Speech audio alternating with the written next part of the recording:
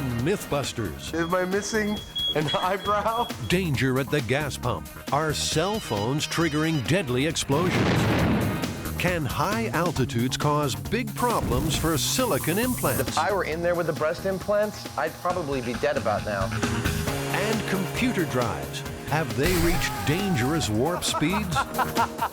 Oh my God, it's a horror show. Who are the MythBusters? Adam Savage. That's right, you've got some kind of bogus minister thing. It's not a bogus ministry. I performed a dozen weddings already. And Jamie Heineman. Farewell, cruel world. Between them, more than 30 years special effects experience. Still kind of sexy. They don't just tell the myths. They put them to the test.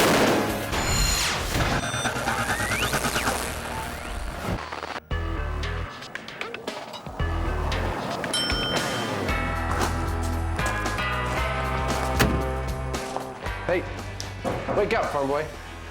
What? Can you help me with directions to Antioch? I'm lost. So what are we doing at the Stoke Gas and Oil Memorabilia Town in Santa Rosa, California?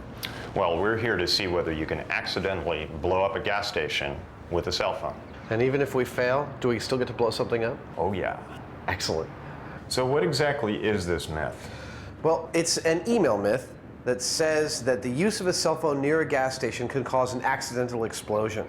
And in fact, people have bought into this, and on some gas stations near the gas pumps, you can see a sign saying, please don't use your cell phone here. But also, it's a very good story, and a very good story is very powerful and promotes belief.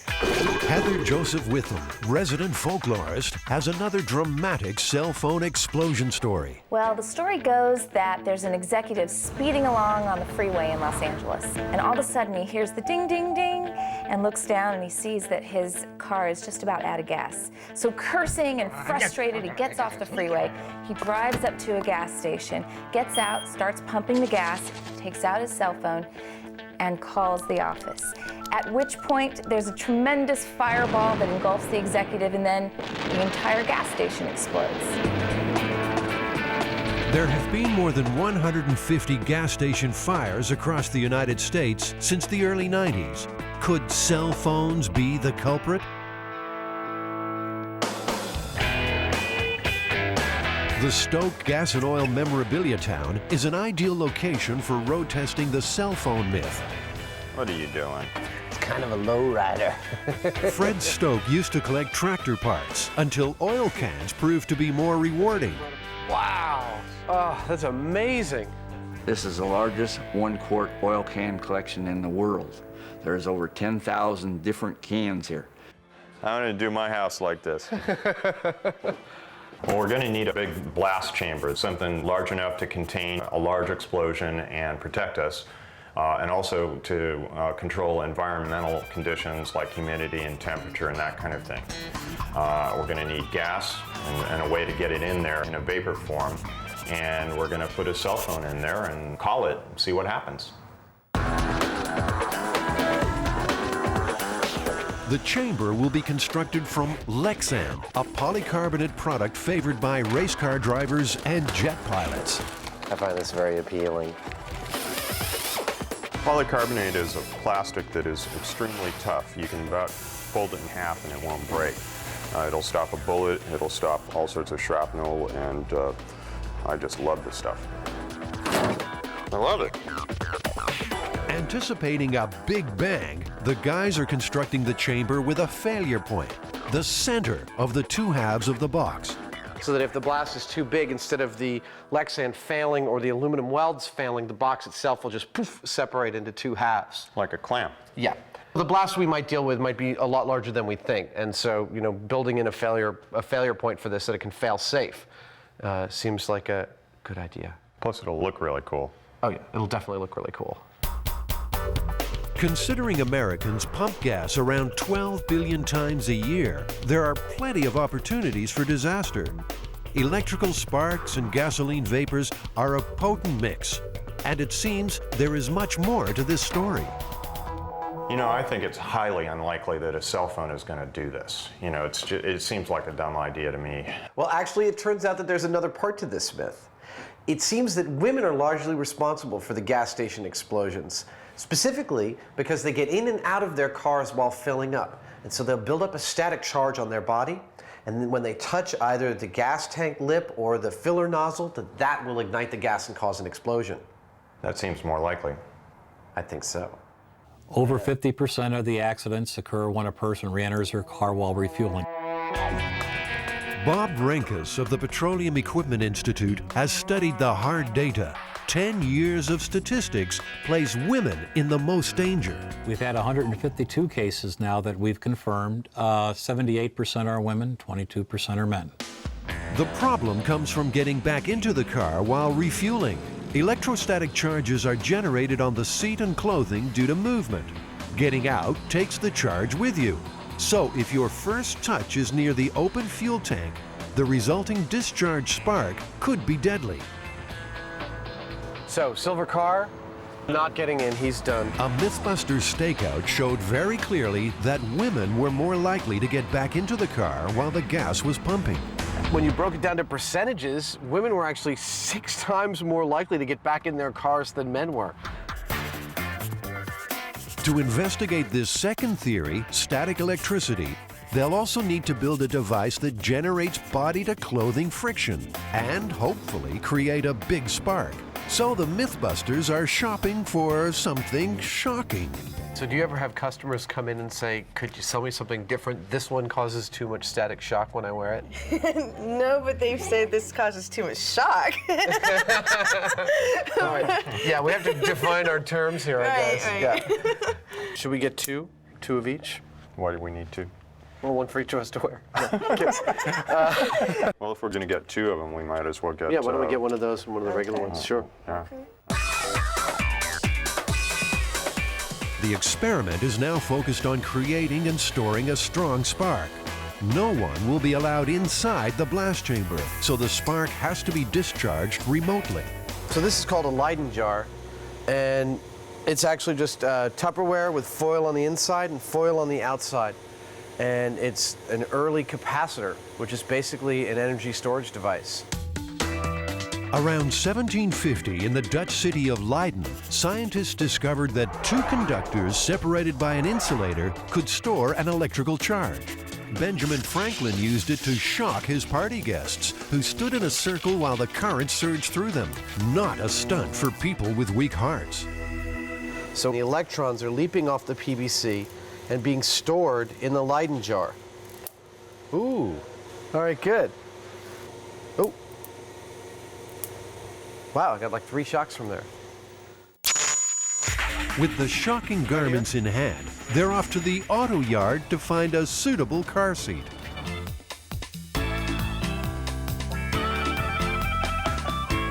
You think we could build some panty friction in the bed here? Well, that's what it's for, isn't it? Well, we won't be the first. Oh, ugh. These panties had no idea what they were in for. This is like where panties go when they've been very, very bad.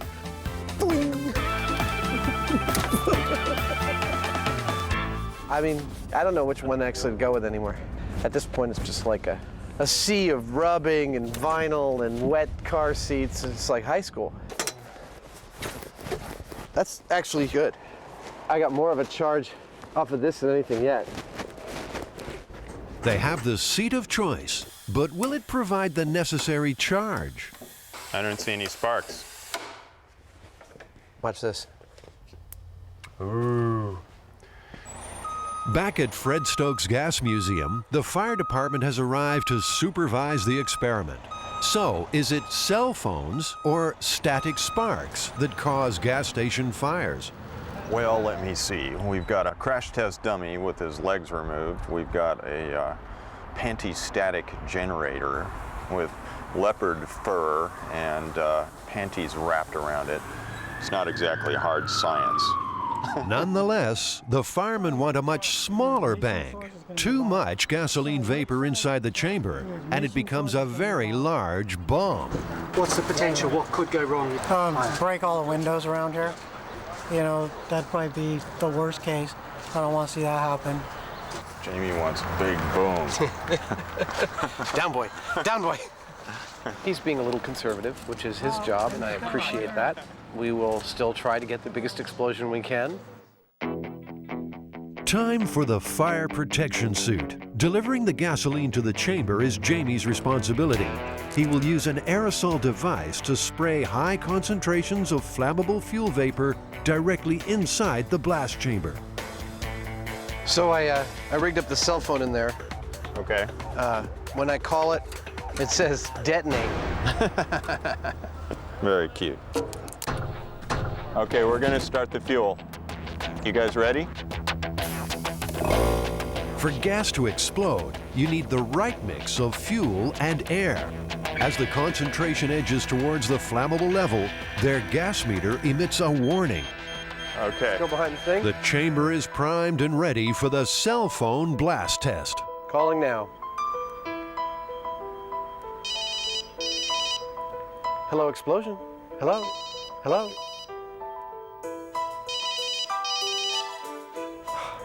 He never answers his phone. Both Jamie and Adam are confident the cell phone won't cause an explosion. It creates heat, but not enough to cause ignition. Time to test the second theory. Okay, guys, we're done with the cell phone and we're going to the panty-static generator. Keep as many unnecessary people back. Okay. I really have some concerns about that thing. I really do. Okay. All right, I will tell everybody. Thank you. You know, you'll notice the firemen are all kind of standing a lot further back than we are. Yeah. So this is not to be toyed around with. It is a bomb. Okay? Okay. With the chamber saturated in gasoline, it's time now for Adam's panty-static generator to spark an explosion. All right, we're going in 5, 4, 3, 2, 1.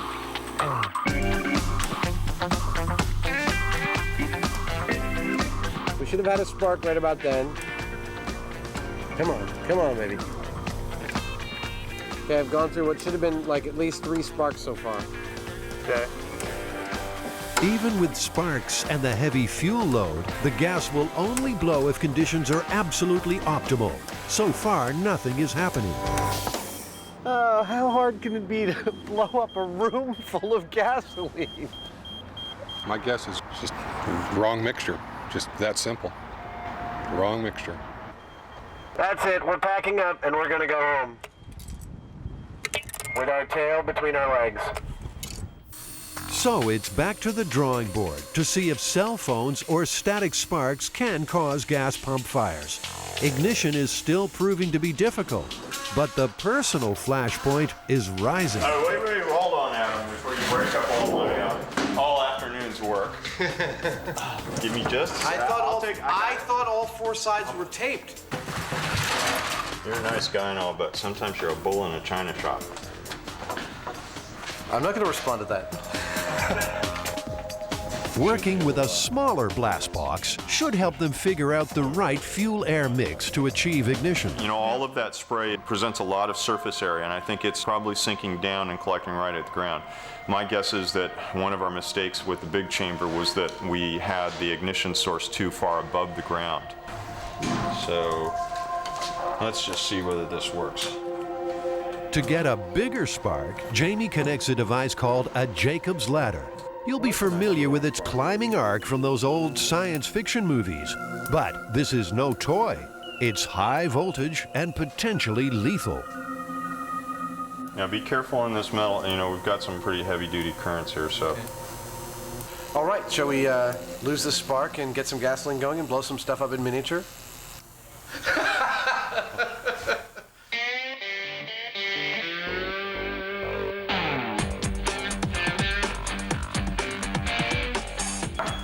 Is gasoline flammable? You'll find out after this. 4, 3, 2.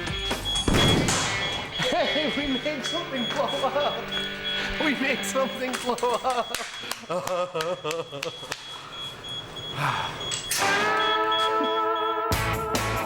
Adam has improved his Leyden jar. The heavy-duty version will provide a potent spark. And finally, they are getting an ideal blend of fuel and air. Well, I lost a lot of hair on my arm. How about that? It definitely works. Okay, now I'm afraid. Adding more gasoline won't guarantee a bigger You blast. watch yourself there, hombre. The critical mix needs more air. That's probably it. That's probably all that it takes. You think there's anything left of a fume in there? Go, go, go. Okay, here I go. Let's talk more sparks. Stop your grinning and grab your linen. Here we go. Oh! The Heinemann was right. We now know exactly what kind of concentration of fuel that we have to have for ignition. We know that we can create a spark from static electricity off of fabric, and we know that it is something that we have to be very careful with.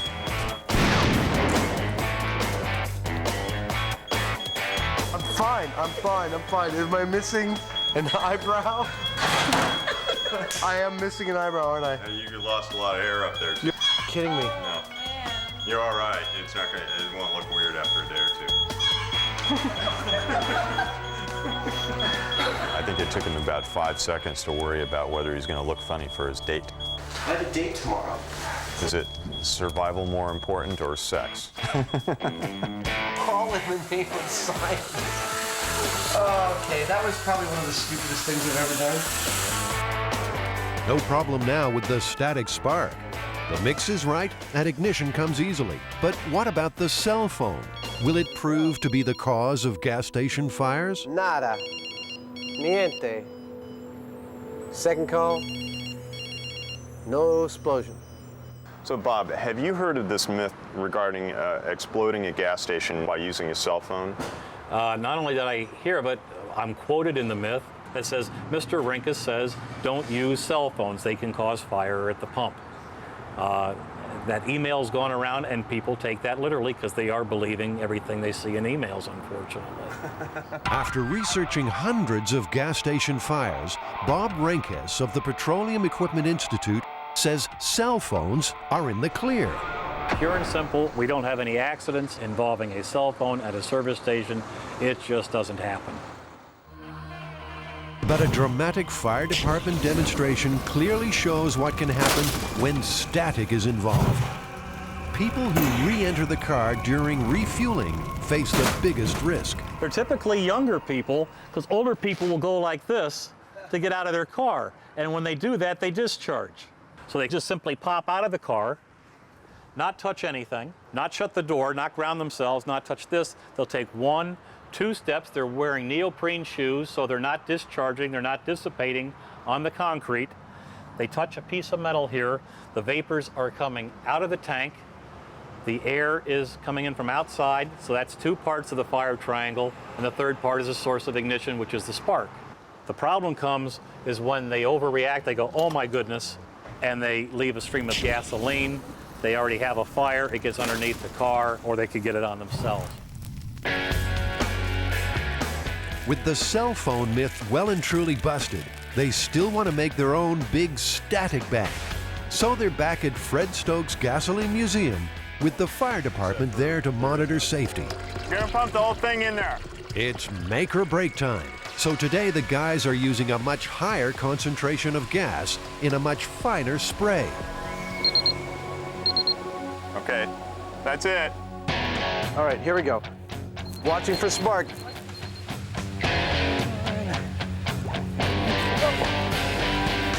Despite a heavy saturation of gasoline vapors, still no blast. This is a pain in the butt. You know, we got the darn thing so it's foggy with gas fumes in there, and no boom. What are you gonna do? Leyden jar, I am finished with you. Desperate to get their big bang, the boys decide to use extra juice. Good spark. That good? Yeah. We're using a spark that's actually a smaller spark in terms of the kilovolts, but it's longer. We're using neon transformer to generate it, but it lasts as long as we want. So I feel totally confident we're gonna get the concussive boom that we want right now. Okay, Adam, let's get ready. Come on, okay, here we go. Stand by. I feel like something's gonna happen this time. In 3, 2, 1.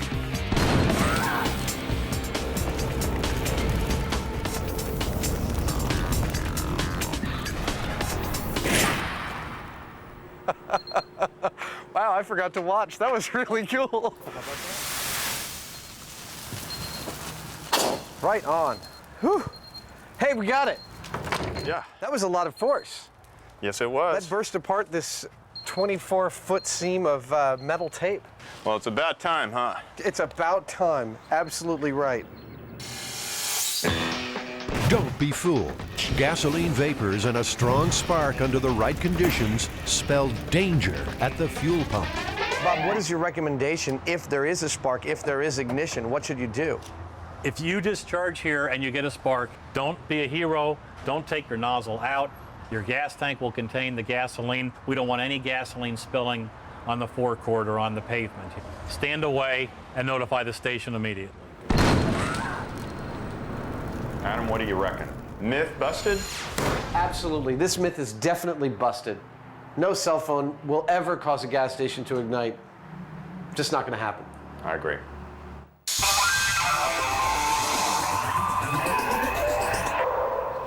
Jamie. Yo. I got breasts. Check this out.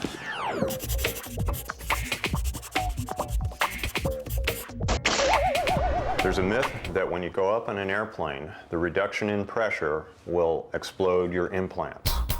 The basic story is that there's a woman with silicone implants on an airplane, and there's a depressurized cabin because it's a local flight, perhaps from LA to San Francisco.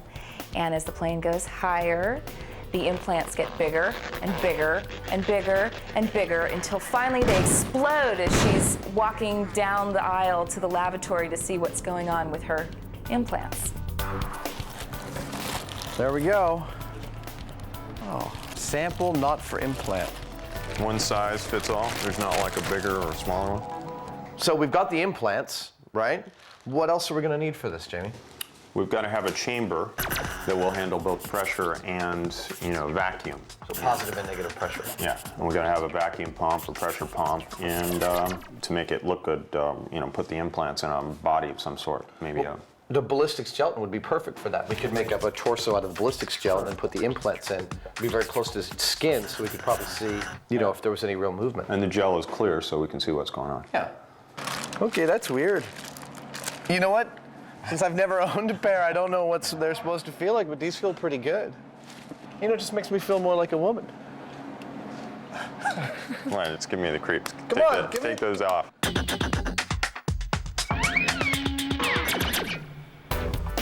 When you do it for cosmetic purposes, probably over 100,000 patients a year have breast augmentation. For that group, Plastic surgeon Dr. Gregory Georgiade knows his implants. He's performed thousands of procedures over 25 years. I have heard the myth, and you'd be not infrequently asked by patients, who had active lifestyles if they were going to skin dive, what would happen in their implants or what would happen in decompression in an airplane. And that was a common question. Have you ever heard any fantastic stories about this actually occurring? No, I never really have heard any fantastic stories. I have no first-hand experience with a patient that had a, quote, blowout at altitude along the way. But lots of people were worried about it, shall we say. Adam and Jamie are back in familiar territory, surrounded by scrap metal and high-tech surplus. I love this place. I spend every Saturday that I get a chance down here. They have coffee and donuts, cryo containers, beer kegs. What else we got? They're looking for a tank to convert to a chamber. They want to reproduce the altitude pressures that may cause an implant to expand or explode. Looks like the world's most expensive garbage can. Yeah. Now there's a tank. Unfortunately, it feels like it's maybe 2,000 pounds or so. I see one back here that's starting to look like... Oh my Lord! You have to come here and look at this. By the looks of this is, not ultra high pressure, but it's pretty good. Look at the thickness on those. I love it when I find this kind of stuff. I mean, this is so cool. This is like sci-fi right here. Probably cost somebody maybe 30 or 50 grand new, I don't know. But it's just a beautiful piece of hardware. I get such a kick out of this stuff. How much does he want for it? It's going to be by the weight of the aluminum, I'm sure. God bless them. I don't care what it was. Just tell me how much it weighs.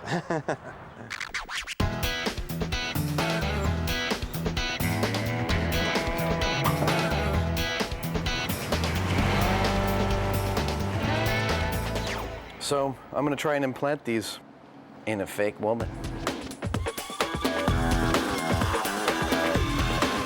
The first step towards exploding the implant myth is to modify a store dummy.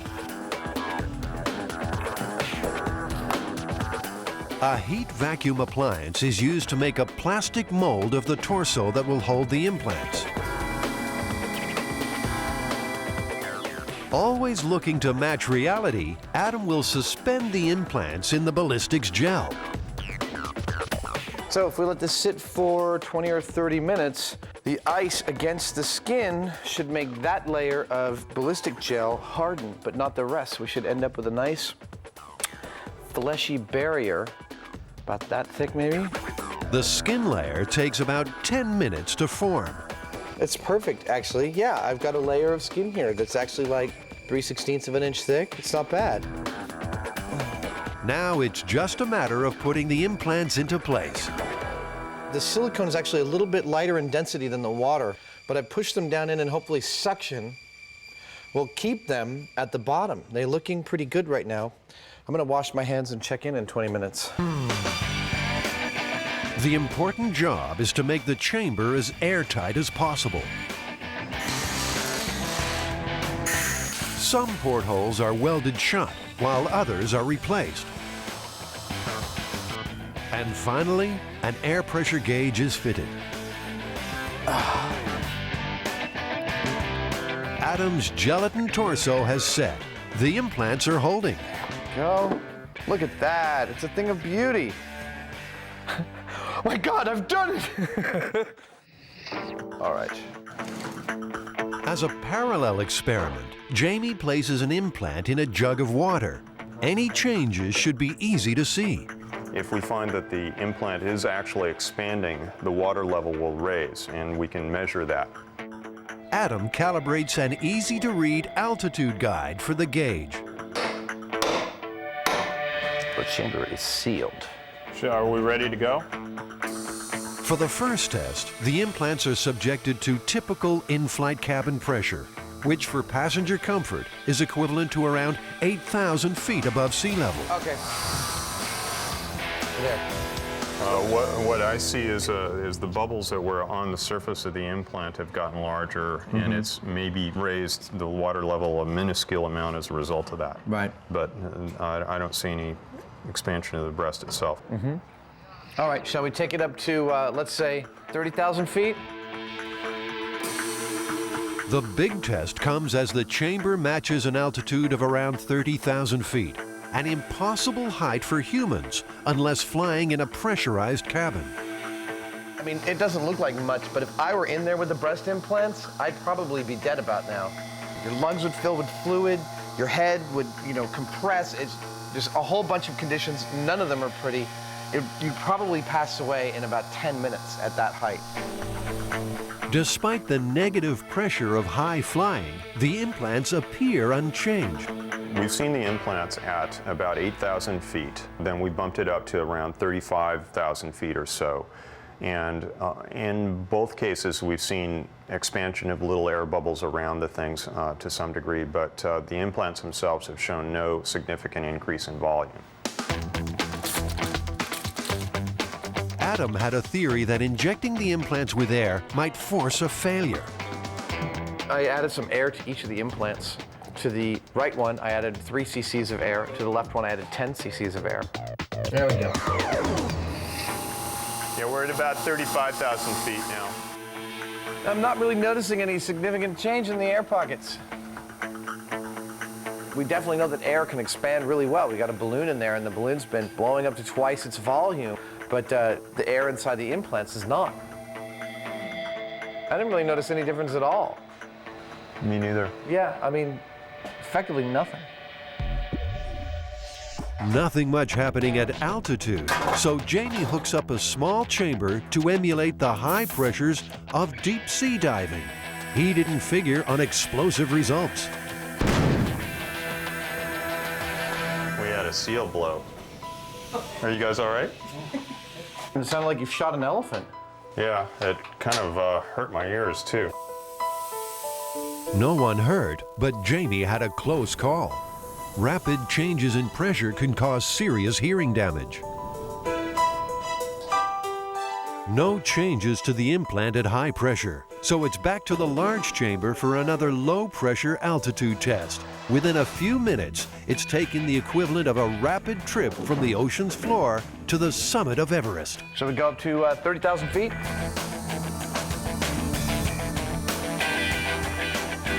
Okay. I don't see nothing. I don't see any air bubbles. I don't see any noticeable difference. So this replicated someone diving in water and then immediately getting into a plane? Yes. So effectively no difference. Scientists at Duke University have been studying the rigors of pressure on the human body for many years. This is the main clinical chamber here. Watch your heads again. And the actual chamber is compressed with air. Dr. Richard Vann from Duke University's Center for Hyperbaric Medicine knows all about pressure and the concerns of people with implants.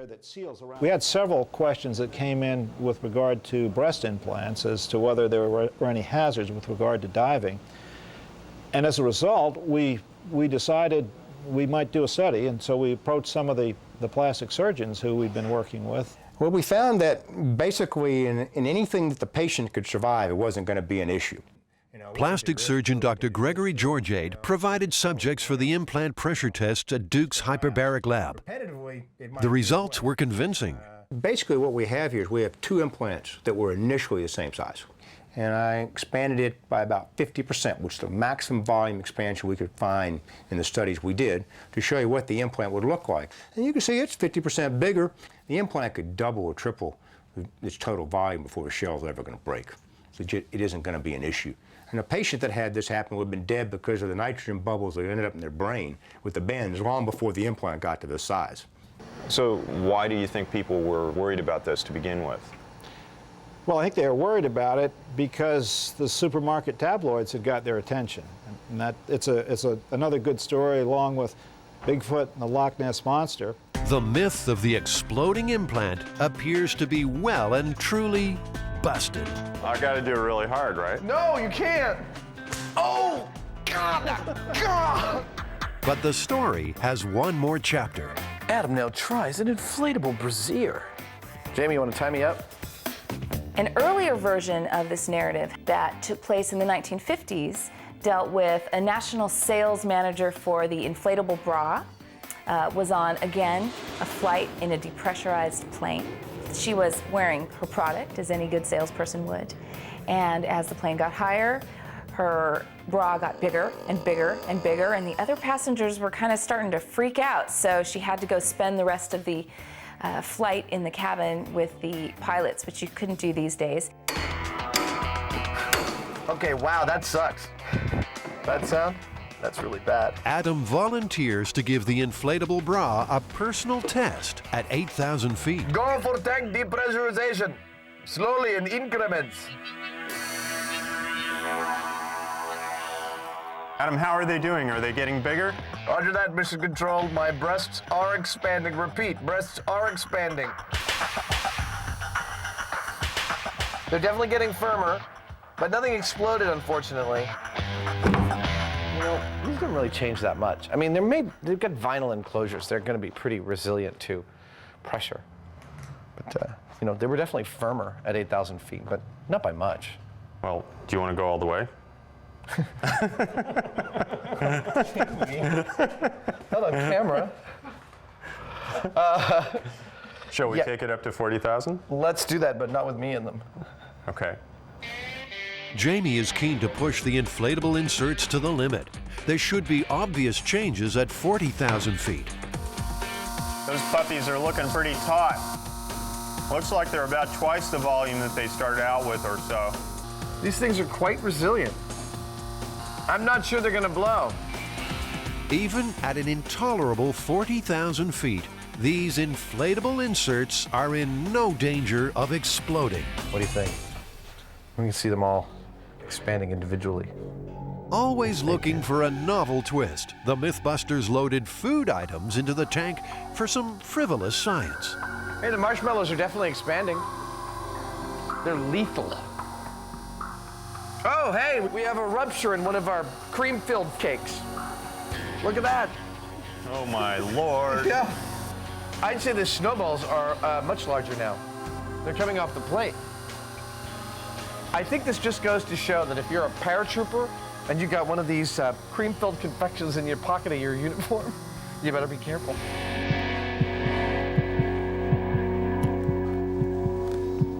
So, Heinemann, exploding implants, what do we get? No results, no expansion whatsoever on these things. You're more in danger of your cannoli rupturing than your implants actually exploding. Your cannoli? Cannoli, it's Italian pastry that's cream-filled. Oh, okay. It's not a euphemism. Okay. So, as far as I'm concerned, myth busted. Oh, definitively busted, absolutely.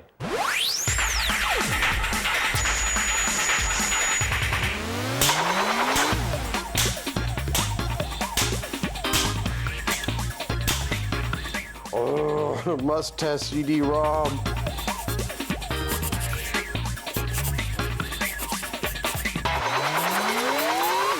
It turns out that with the brand new extremely high-speed drives, they may actually be exceeding the structural capabilities of the CDs themselves and shattering them into tons of pieces, sometimes even leaving the computer. Wow.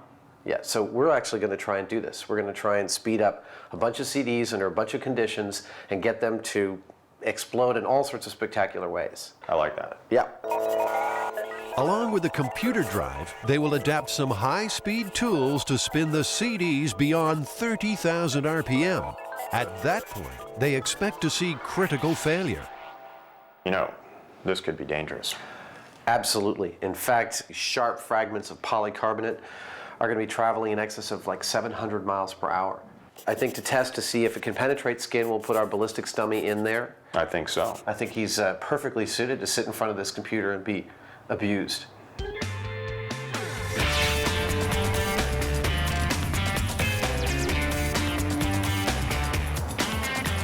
We are driving through Silicon Valley on our way to one of the largest computer recyclers in the Bay Area, and if anyone's going to have a high-speed, like 52-speed CD-ROM drive for us to test, it's going to be them. If there's something better than a computer store and a shopping cart, I'm not sure what it is. This is Adam's Life 3.0. I need to get a couple towers to put these in. What I'm trying to test is the idea that, you know, these ultra-fast drives have actually exceeded the physical limitations of the CDs and shattered them inside the case. Have you guys ever had that happen? There has been a couple cases. One customer in particular did bring back a CD-ROM drive, had some contents rattling inside. As we opened it up, we discovered that the CD itself is shattered completely into many, many pieces. That's the one I remember notably. Yeah. That sticks out in my mind. Yeah. Mm-hmm. So, yeah, let's get this one. 145. 145. Hey, how about that? Okay. Good enough? That's good enough. Right.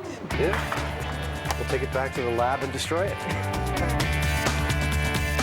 CD manufacturers are aware of developments. David Bunzel from the Optical Storage Association has been tracking the stories. And it seems that much of it relates back to an article that was generated by a PC journalist based in Sweden. And he was able to do some testing that he suggested at 30,000 RPM, which would approximate a 52x CD-ROM drive, that they would explode. Over time, we've talked to various people in the industry, and it seems to be very difficult to replicate.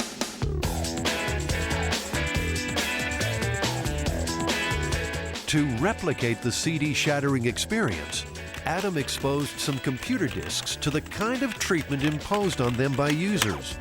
CDs that blew apart in computer drives may have been damaged by sunlight, corrosive spills, or normal wear and tear. To test this myth realistically, a few CDs had to be sacrificed.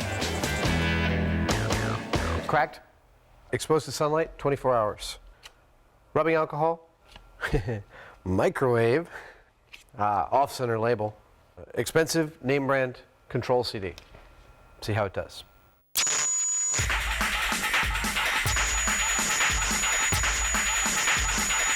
I've just installed Windows on this computer so that I can install this drive externally, and hopefully we'll be able to operate it while being able to view the CD spinning. And the high-speed camera ought to catch the point of failure if there is one. If there isn't, we're going to make one. Speed is the key for busting this myth. Computer drives rated at 52 times will be spinning CDs at around 30,000 revolutions per minute. Some disks may disintegrate at this point. Others may require much higher stresses to induce failure. What do you think about that? Jamie's quest for more speed involves adapting electrical hand tools and fitting CDs where they weren't meant to go. Oh no. Is that sweet or what? No, it's pretty special. Worth a trip to the store? How fast is it? This is rated for 10,000 RPM. So I'm going to run the 30,000 RPM router into this and out the other side. Are you sure that this is a balanced enough mechanism to handle 6 times its current load? It says it's heavy duty. Adam is cooking up a ballistics dummy to be placed in the shatter zone for a dramatic demonstration of possible injury. It's made from gelatin, a substance which, when set, closely matches human skin and flesh.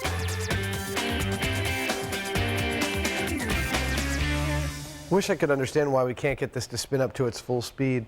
We've done everything we can to get it to max out, and it may just be that the computer's not fast enough to read it as fast as 56 speed. The budget computer failed with the latest 56 times drive, achieving only 20,000 RPM, nowhere near fast enough. It should be pushing at least 30,000. Jamie has another plan. Frankly, I'm terrified of Jamie's drive. He's built the equivalent of a 300-speed drive in there. I don't want to be anywhere near it, and I'm really glad we have it contained in the blast chamber because the drive itself may fail catastrophically. Jamie is adding more power to the equation. He's adapted a super fast motor and plugged it into a variable speed controller. And this motor is set up to go maybe 90,000 RPM if not for the drag on it. I'm guessing it might go like 80. Ought to go faster than it's supposed to though. Oh, this is cool. Wow. Look at me, I'm a god. Doesn't look much like you, Adam. Looks exactly like me, look at that. You know, I've always wanted a 6-pack. Closer to the center. Okay, there we go. All right. Doctor, the patient is ready. Revving CDs up to demolition speed is the aim. Jamie's customized drive is about to get its chance. Contact.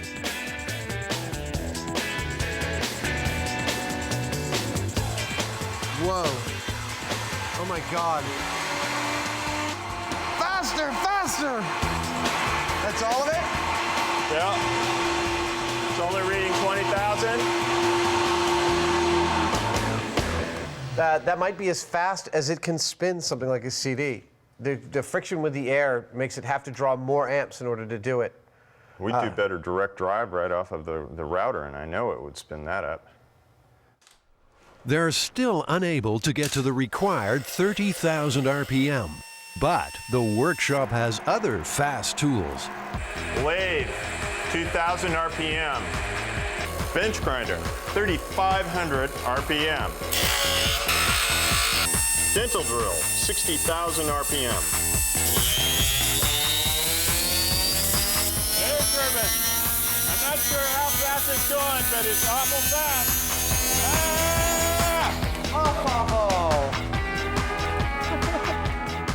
I mean, there it is. None of those tools were suitable, so they purchased a tougher, faster router to direct drive some of the damaged CDs. Really need to see some explosions now. We've got the microwave CD. Okay. That one's been severely stressed. Adam is convinced the CD he fried in the microwave will not withstand the forces. All the way, baby. All the way. Come on! Yes! Could this be it? Everything else is coming off. Oh! Yes! It just goes to show that you shouldn't microwave a CD and then put it in your drive. But what happened to the ballistics dummy? Oh my God, that's a horror show. Look at this. It's embedded like 2 inches into his flesh. That's bad. To imitate a computer drive, Adam and Jamie set up a high-speed run with a CD mounted in its plastic tray. Ready? Here we go. That's 25,000, 24. See, I'd turn my computer off if it was making that noise. Oh! Well, In there the you tray. go. We got failure at 25,000 RPM. In the tray. Absolutely, and that was a control one. We didn't damage that one at all. That CD was whole and intact. And the tray made it fail pretty quickly. Yeah, you can smell the burning plastic from it. Yeah, here, look. Yeah. Even the computer drive's metal shield is given a solid microwaved CD workout.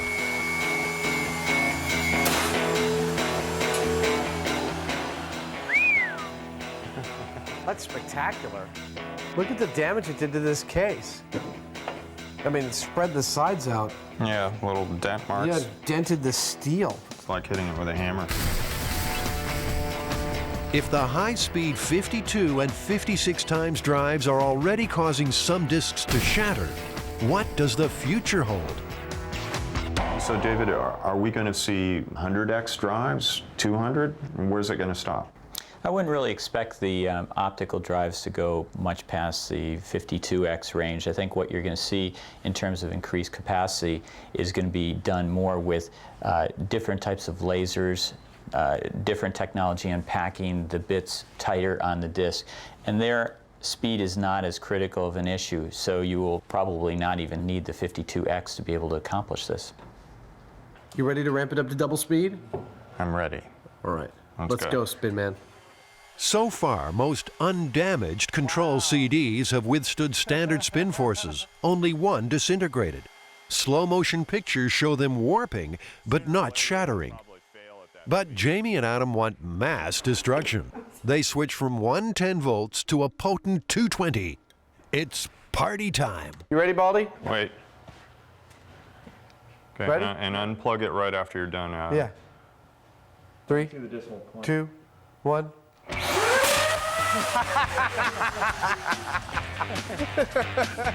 Next one. It's like lighting a match under the thing.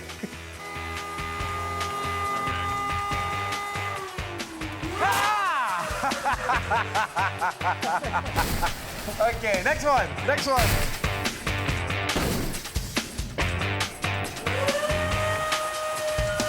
Oh, couldn't take it. Plug it.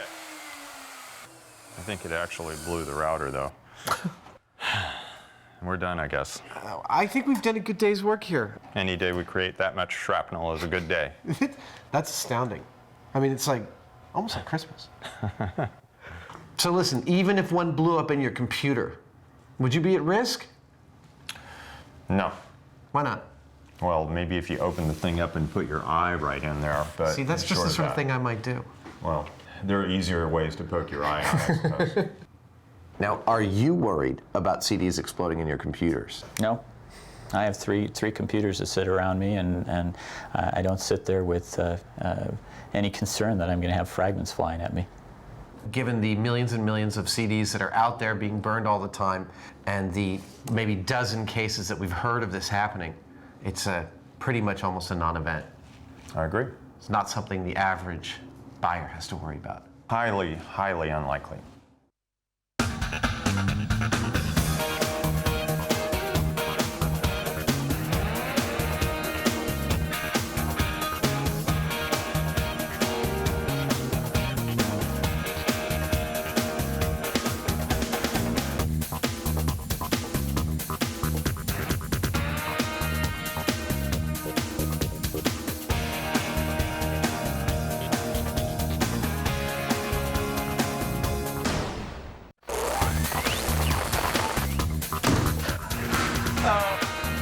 this episode of MythBusters, it's enough to drive you round the bend. One toilet's probably as good as the other.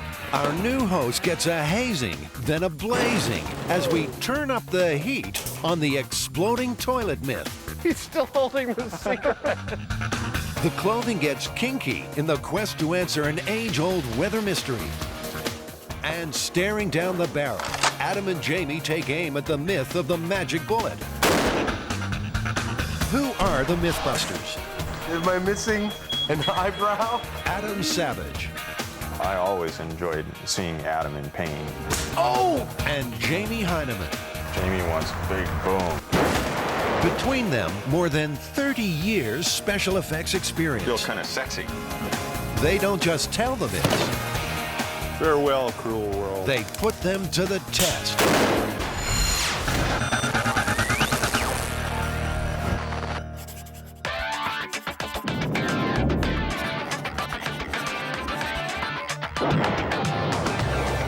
Now, apparently somebody dumped some combustibles down a toilet, you know, bug spray, gasoline. There's a number of different variations on this myth. At which point, her husband comes into the bathroom, sits down, has a cigarette, puts the cigarette out between his legs into the toilet, and it explodes, burning his sensitive parts. Good. That sounds like a perfect job for the blast chamber. It should be easy for the MythBusters to get this one in the can. All they have to do is buy a toilet, dump a range of combustible materials into it, drop in a lit cigarette, and watch the fireworks. With your years of experience of exploding toilets and combustible gases, what do you think the hard part of this experiment's going to be? I'm trying to think of various ways that we can actually make that toilet blow up. And, you know, maybe the gasoline or maybe the bug spray will do it. But if not, you know, there are other things that we can put in there. Like a grand finale? Yeah, one way or another, we're going to blow up that damn toilet. Okay, good. First step, down to the local junkyard on the lookout for a toilet. Now, you'd imagine that most toilets are pretty much the same, but Jamie's being fussy. Well, there's less water in the closet. This one's too shallow. The explosive we're going to put in here is heavier than air, so it's going to rest in the bowl. The deeper the bowl, the more explosive force we get, the better the result. I don't think it really matters. You know, one toilet's probably as good as the other. This one doesn't have a top. 40 bucks later, Adam and Jamie have their toilet. Folklorist Heather Joseph Witham has seen enough exploding toilet stories to fill a small outhouse. This narrative has been around at least since the 1930s, at which point it appeared in news clippings in newspapers. The early form of the story was probably some sort of rural gag. You have the wife of the house going and cleaning out the outhouse with some kind of kerosene or oil or other kind of volatile fluid, at which point the grandpa goes out and sits down and lights his pipe, and he gets blown right off the outhouse seat. And as he's lying there amidst the rubble, he says, "Must have been something I ate." The bottom line is, Jamie plans to be sitting on the toilet when it goes up, so he'll need more than his trusty beret. He's measuring himself for a purpose-built protective suit made from football equipment and impact-resistant foam padding. Ow! If that toilet's supposed to launch me across the room, then, you know, it'd be kind of nice to have this. I'll integrate into the suit as much as I can. Yeah. But, you know, this... Yeah. Then you'll be like this. Go ahead, shoot me. It's not long, though, before Jamie changes his mind about taking one for the team. After all this armor and your big costume, you don't want to sit on the toilet anymore. Why not? Well, that foam, you know, that impact foam burned kind of like napalm. And after a lot of thought about it, I'm more concerned about getting torched than I am about getting blown across the room. I had a suspicion you might wuss out on this armor thing, so I've actually been making some calls, and I might have a very, very acceptable plan B. Ding, we got it. Oh, what a touch.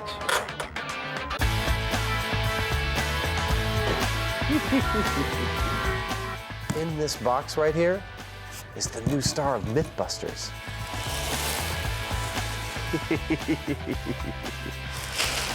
Oh, look at that. That's all I need is another dummy around this place. Weighing in at 180 pounds, this Series 2 crash test dummy retired in 1998 after making quite an impact in his chosen profession.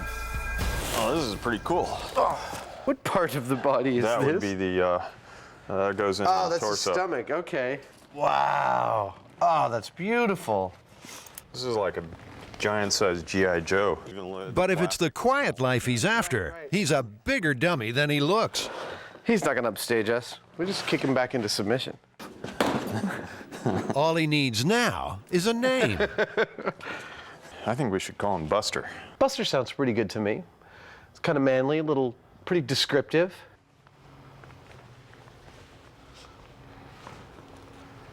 He doesn't have any ears. The next step, Jamie has to build a remote-controlled hand to drop the cigarette.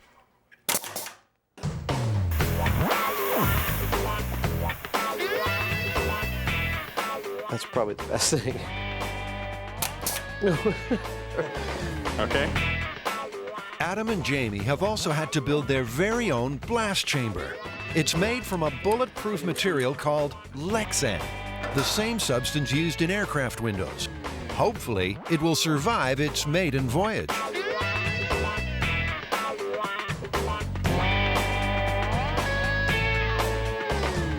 On its first outing, the blast chamber is doubling as the world's most public bathroom. Like an hourglass, the sands of time. Moving inexorably towards toilet explosion. Inside, a high-speed camera has its beady eye trained on the bowl. It's running at 1,000 frames per second, 40 times faster than the average camcorder. The more frames exposed, the slower the picture. Normal camera, high-speed camera.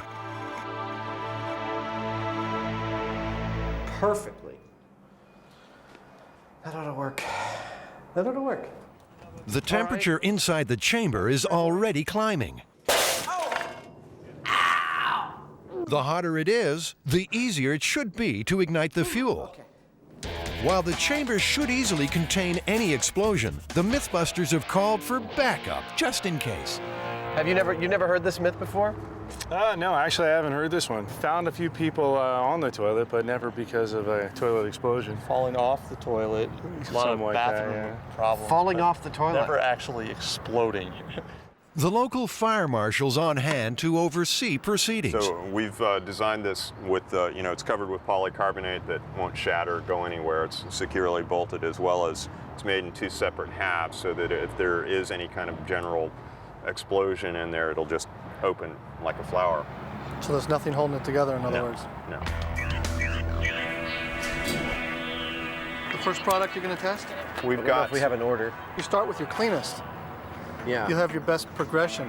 Is there that much of a difference between, like a coal or an ember dropping into a propellant and an actual lit flame? It depends on how much surface area you have on that coal.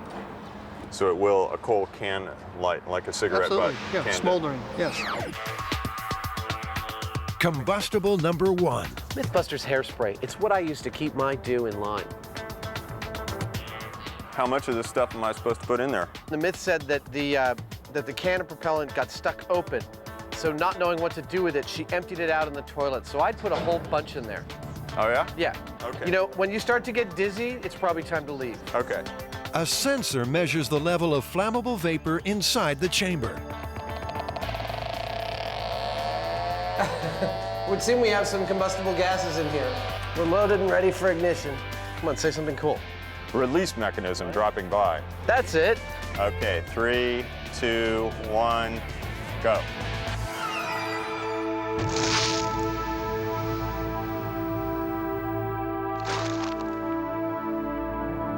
Nothing. Not exactly hair-raising stuff. Well, time to move on to the next test. Bug spray. All right. All right. Well. Aw. This is powerful porcelain. It seems the smoldering tip of the cigarette is not producing enough heat to reach the flash point of the hydrocarbons. I mean, we're totally duplicating the circumstances of the myth. lit cigarette, bug spray. It's not like anyone tried to reach an ideal air-fuel mixture. Bug spray and hairspray aren't the most flammable things in the world. And also, you know, it's a cigarette with a coal on it. It'd be better to have a nice open flame to it. It's time to move outside the confines of the myth and see if a naked flame can spark some life. More bug spray. If it doesn't do it on this one, I don't think it's happening. We still got a few more things to try, though, so be patient. All right. All right. This time, Jamie's giving it both barrels, the sensors squealing. Okay, here goes. There, go. Did it go in the toilet? It did, and there was actually a little poof in the toilet. Well, hardly 4th of July. Poof. We have poof. Testing, 1, 2, 3. Time for butane to step up to the plate.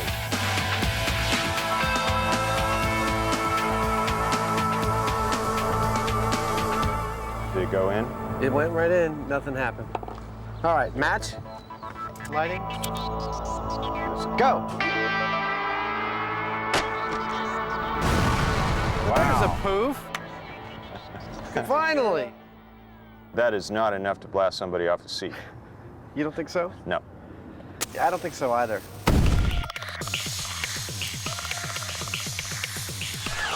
The MythBusters are struggling to make the exploding toilet myth anything more than a flash in the pan.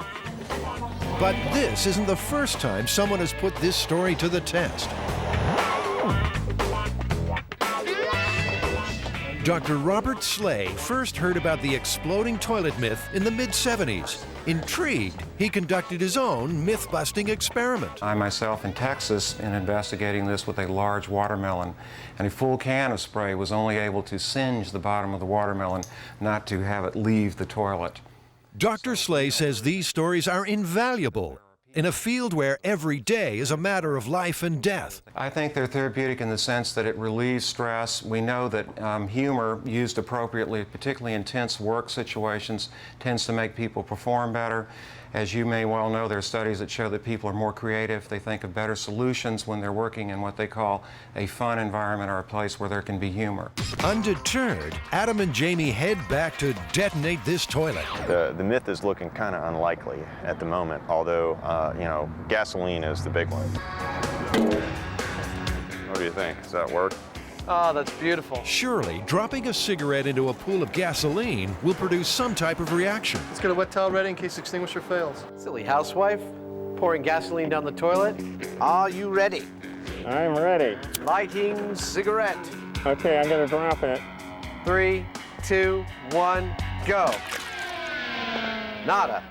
But the pool of liquid simply put the cigarette out. Try again, this time using the naked flame of the match. Let go. Okay, so you'd get a shock and a blackened backside, but it's still not the explosive force mentioned in the myth. So do you think that was enough to blow you off the toilet? No way. No way. It wasn't really like a concussive blast. I mean, it didn't, you know, I didn't see the chamber move very much at all. Finally, the moment the MythBusters have been sweating on. It's time for Solution X, gunpowder. We have this black powder that, like, there's actually almost a full can of this. You think you could let us put it in the toilet and set it off? Sure, go ahead. Try a capful in a metal container and see what we get out of it. Okay. Now this looks more like it. The turkey basters. Oh, that's beautiful. So that made a nice woof, actually. Yeah, it did make a very nice woof. I saw a movie like this once. Getting him limp. Time for our new host to make his MythBusters debut. The fire marshal seems to be getting a little nervous. How much? I put it all in there. That's too much. Half of it? That's a hell of a lot. Should give you one hell of an effect.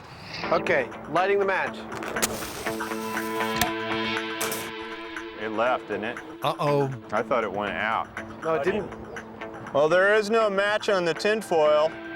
Strangely, exactly what was explained as a possibility has occurred. Well, what do we think? Time 5 minutes or something and then go in? Reasonable? 6:09. Sit tight, Buster. Your moment of glory has been slightly delayed.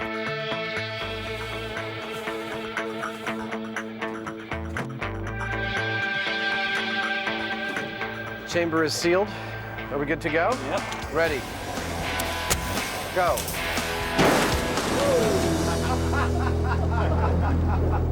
Well, I tell you what, you know, that was great. It didn't even move him. No, he didn't even move. It did blow his pants up, though. He's still holding the cigarette. That was fun. Congratulations. Not even half a tin of gunpowder could unseat our new star. If anything, it just enhanced his smoldering good looks.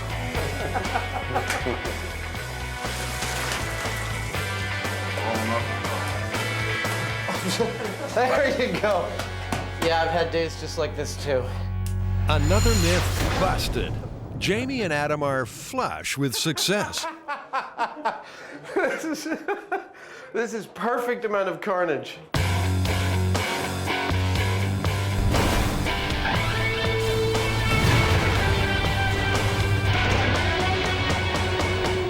I'd say this, you know, there's no way that you can put any combustible into a toilet that would move you. And what about their new co-star? I think you work fantastically. In fact, we were able to set fire to his clothes, and he doesn't seem any the worse for wear. I mean, he smells a little bit, but I think he did fantastically.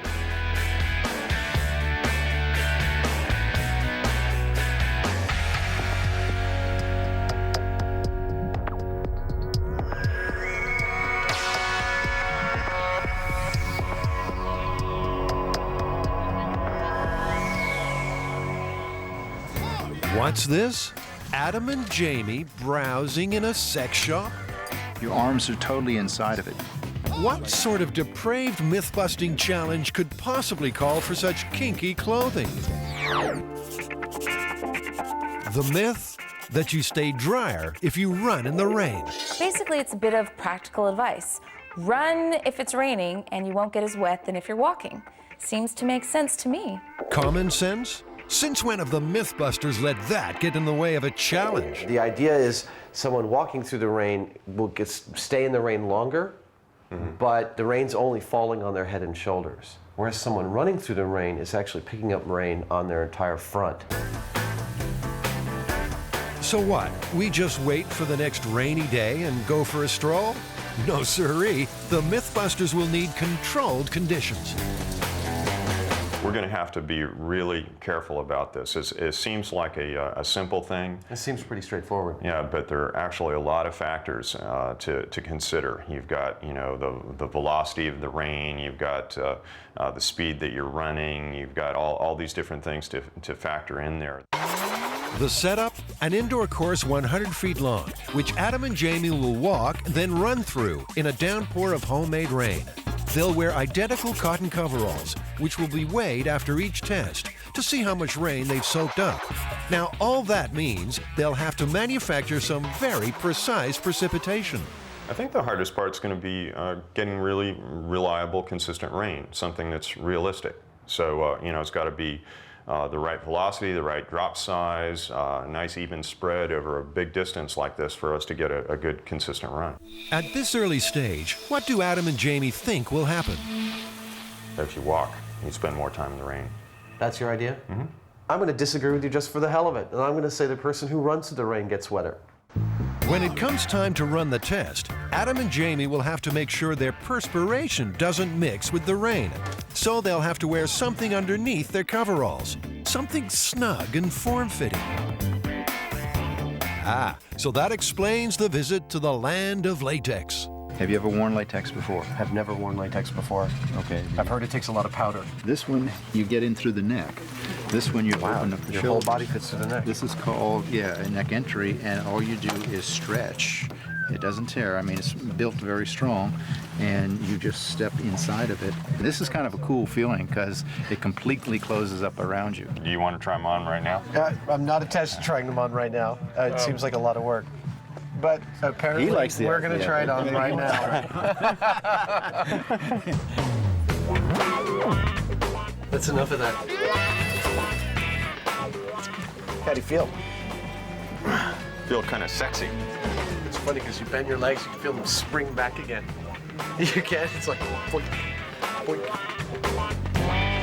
Though a little unsure at first, Jamie seems quite taken. The next step, buy some piping for their homemade downpour. Are these things sealed just by screwing them in tight? Teflon tape. You'd have to Teflon tape. I'd rather use the goop. You know, it goes together quick. Okay, I was trying to accommodate you. You were like, we're gonna have to glue all these together earlier. And when you've done special effects for as many sci-fi movies as Adam, you see irrigation equipment in a completely different light. Ah, yeah, here you go. This I've seen in more than one movie as the business end of some kind of big gun.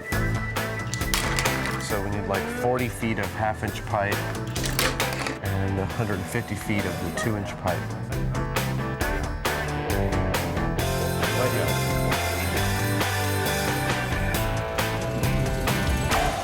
We need to have at least about 60 feet of height for the sprinklers so that the raindrops can achieve terminal velocity. After falling 60 feet, a drop of water is traveling at maximum speed, around 22 feet per second.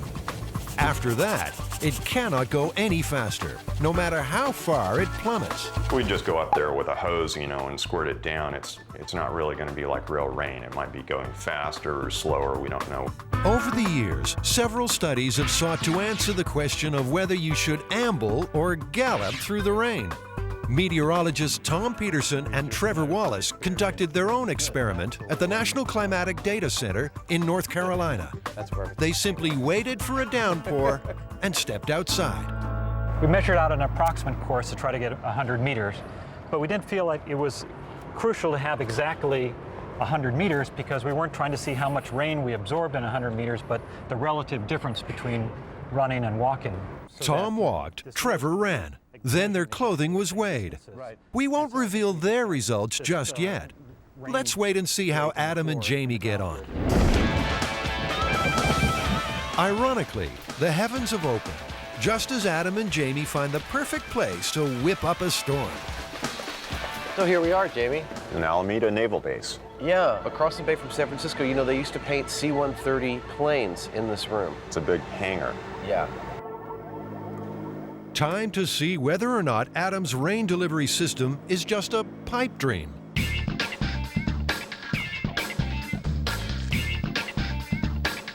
"150 feet of pipe with sprinkler heads every 6 feet.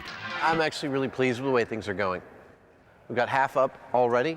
I'm going to do the other half right now. And I got plenty of high points. It looks really stable. And as long as Jamie holds up on his end, we shouldn't be here too long. Jamie's working on getting water for the challenge. Not as easy as you might think on a rainy day. It's legal to tie into these fire hydrants, but you have to go through the fire department and you buy or rent a meter that allows you to tie into it and keep track of your water usage. Accessing water's one thing. Getting it to travel 60 feet straight up in the air is another. There you go. Jamie's calculated that the water will have to be pumped at 15 pounds per square inch. No problem for this pump. It can move H2O at a rate of 200 gallons per minute at 50 pounds per square inch. While they're setting up, let's see how Adam's getting on.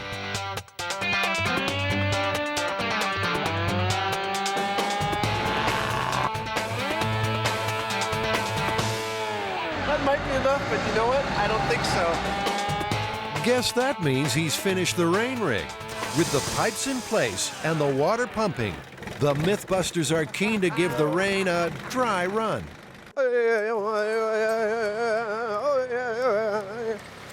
Come on, keep coming down. No, it's okay, not too much. Okay, so what's next? Well, we have to mark out a course, and it's 100 feet long, so we're going to mark it out with tape.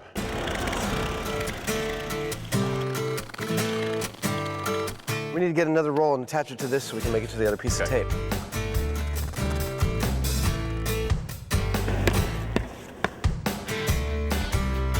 Is that 100 feet? Are we too long? Just a hair.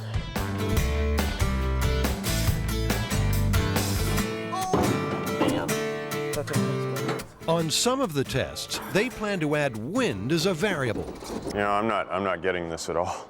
It's like you don't want one starting at the end line or at the start line? No. No, here, come over here. I'll draw it out for you, what I'm thinking. Probably here, blowing like this, or going like Looks this. like they can't agree on a fan plan. We want to get it, the fans as close to the course as we can anyway. Not necessarily. Consistency is more important than the highest wind speed. Let's set it up my way first. Okay. Of course I want to set it up my way first. Do you want to set it up your way first? I don't care, actually, Adam. For this experiment, they're looking to duplicate average rainfall, between 2 and 3 inches per hour. Digital gauges are set out along the course. Oh, these are fabulous. It's almost like whoever invented these didn't want to get wet when they were measuring the rain. We're going to run it for 5 minutes.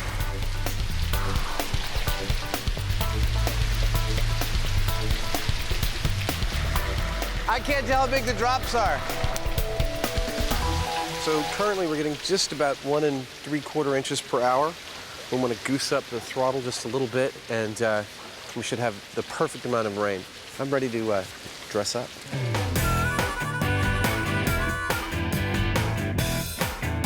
Are you ready? Ready as I'm gonna be. I must admit, I feel a little funky. Step 1, make the rain more visible. Bubble, bubble, toil and trouble, fire burn and cauldron bubble. Step 2, put on the coveralls. Each pair weighs 757 grams. Step 3, it's time to walk the line and find an answer to this age-old mystery. Walking.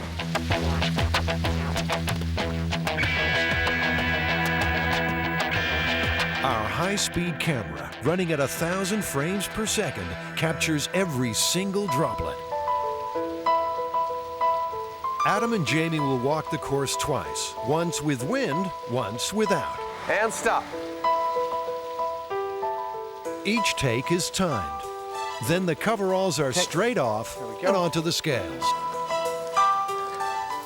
785 grams. What was the original weight? 757. 757. Cool. So 18 grams of water. And the results faithfully recorded. Now, Jamie's turn to be under the weather.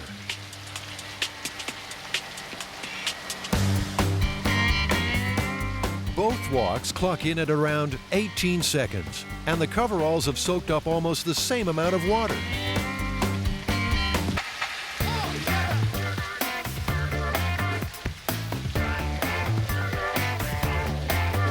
But what happens when Adam and Jamie up the pace? That can't be right. 798, significantly more. Adam's coveralls are 14 grams heavier after the run. Time to find out what our meteorologists gauged from their rain experiment. It's much better to run than walk, according to our model and the experiment. The runner was 40% less wet than the walker. On Jamie's run, the difference isn't as great. 793. But the raw data is still pointing to an answer that flies in the face of science. The results aren't what I expected at all, actually. The numbers are really close. We're only talking about a matter of a dozen grams here and there. So when we average it all out, I think it's going to show that running, actually, you get wetter, strangely. The difference is minute. Wind-blown rain makes the coveralls only a few grams heavier. The overall result, however, remains the same. At the end of the day, 8 pink-tinged coveralls tell the story. After the running, the rubber suits, the getting wet, crunching the numbers, what's the final result? What's the verdict? Better to walk than run. Really? Yeah, it was very clear. Over a 100-foot course with 2 to 3 inches per hour rain delivery, we got more than twice the rain per foot running than we did with walking. Is this one busted? This one's busted. Fact is that it's better to walk than to run in the rain.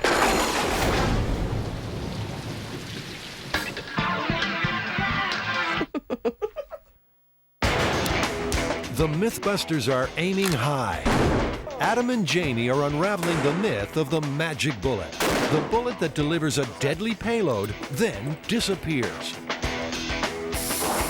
It's even been implicated in the death of a president.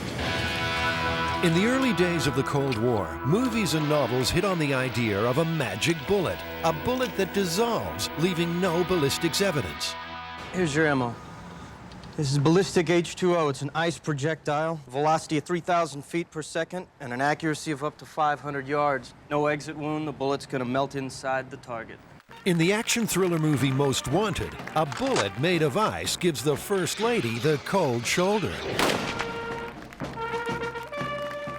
That seems a good place to start. Adam and Jamie will try and make an ice bullet. One of the problems that it seems might occur with an ice bullet is that whereas lead conforms to the tapering shape of a barrel, ice might not, and thus block the barrel, and the gases might explode the barrel itself. Now, it's not going to be easy.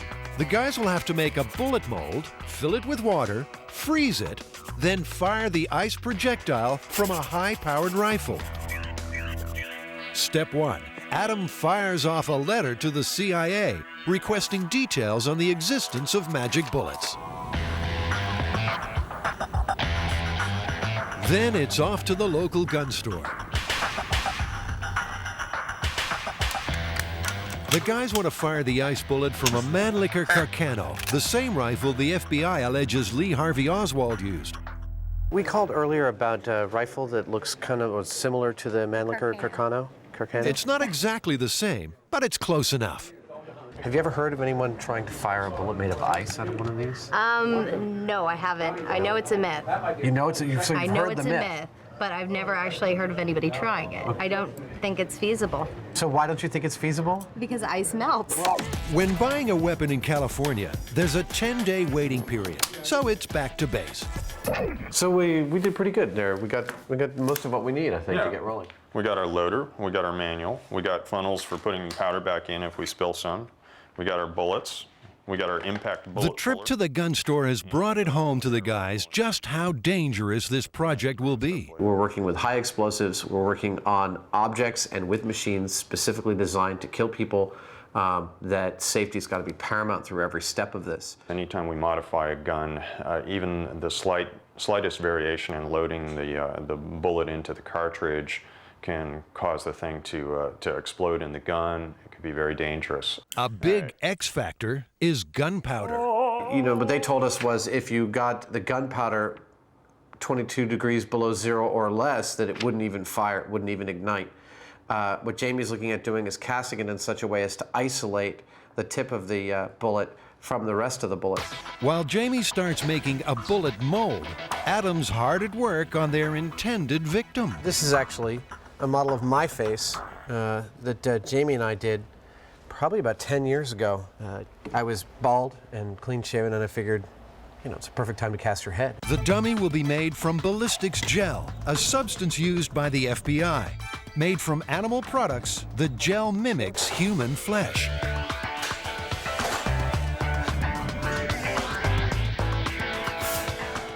Time to get sculpting.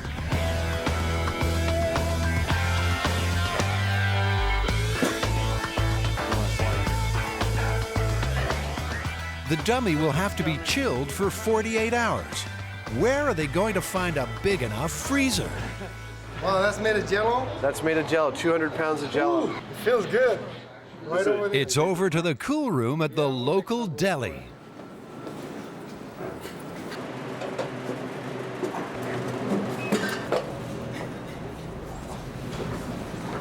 Thank you very much, Suhail. Sure, no problem.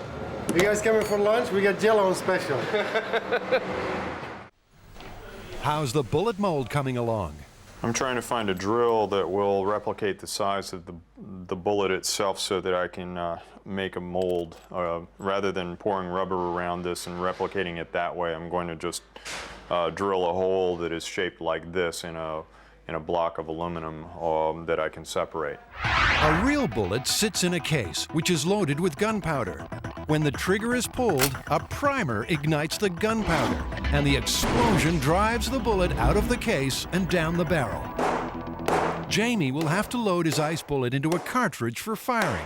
That means getting the real bullet out. I barely see anything down there. That's a rimfire.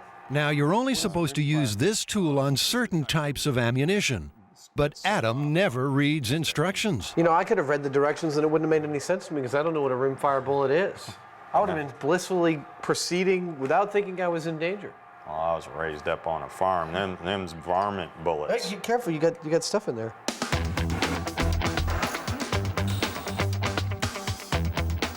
The ice bullet mold is ready to go.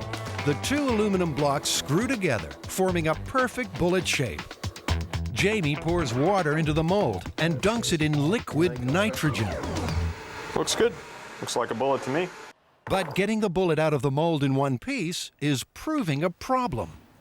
You know, it didn't come out all in one piece. I need to put a coating on the inside of the mold so that the ice comes out easily because it's very brittle. We don't want to break it before we get it in the gun. The alarm bells are ringing already. If an ice bullet is too brittle to survive the mold intact, how could it be fired from the barrel of a rifle? A bullet does not stop accelerating once it leaves the gun. It actually gets propelled by heated gases exploding from the barrel. Is it really possible that a simple ice projectile, no matter how cold, could withstand such forces and reach its target intact? This man says no. Dr. Roger McCarthy is the chairman of Exponent, a company whose success comes from the failure of others. He spent his life investigating everything, from faulty massage chairs to major disasters. He's also studied the magic bullet theory. In particular, the idea that JFK was killed by a magic bullet, fired by a second sniper on the grassy knoll. But Dr. McCarthy's magic bullet isn't made of ice. It's metal, hollowed out, and filled with liquid. A liquid bullet was one of the few ways to guarantee that all the energy of the bullet would be dissipated in the target and there would be no exit wound. Because a bullet exiting the target is a complete waste of energy. You never want to see that as a professional assassin. In the wake of JFK's assassination, the magic bullet theory was dismissed for one simple reason. The sniper would have been on the right of the motorcade, but there was no exit wound on the left side of the president's head. But because it has less mass than a conventional bullet, a liquid bullet wouldn't exit the target. I was able to show in my experimentation that the pressure wave being introduced by the bullet into the skull and then bouncing off the other side will in fact expel all the parts of the bullet out. Ice projectiles. What do these people think of next? Fruity flavors? No. What's this? But the MythBusters aren't beaten yet. There's stuff to make a bullet out of. Imagine you're an overworked forensics expert. Would you be looking for a slug made of meat? What did you do today, honey? I made a meat bullet. Is that what the kids are calling it these days?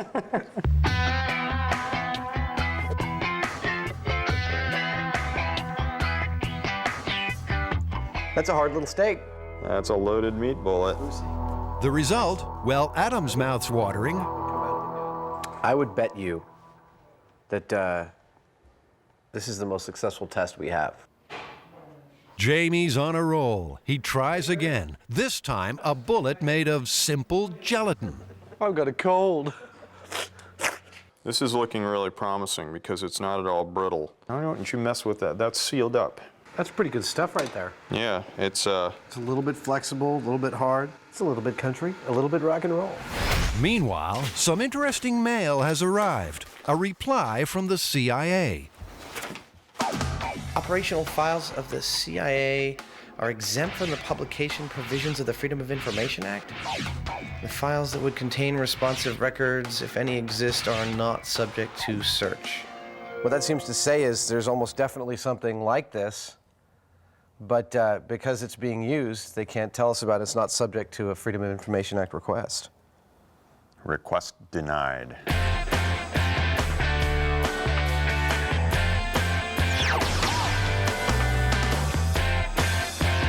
Jamie, let's put up a dummy. Time to see if the MythBusters' magic bullets are at home on the range. How you doing there, buddy? How you doing? Yeah, you're doing so good. We're gonna shoot you. To make sure everything's above board, we've had to call in one of San Francisco's finest to oversee this shoot. I have a concern about what we do if the rifle doesn't fire, actually. If we get the round too cold and when we pull the trigger it doesn't fire, is it in danger of actually going off if it warms up? Yes, it can. That's why just wait a few minutes before trying to take it out. Wait a few minutes, don't approach it, just step back. Okay. Just in case, the guys will fire the rifle using a remote rig. In this case, a piece of string tied to the trigger.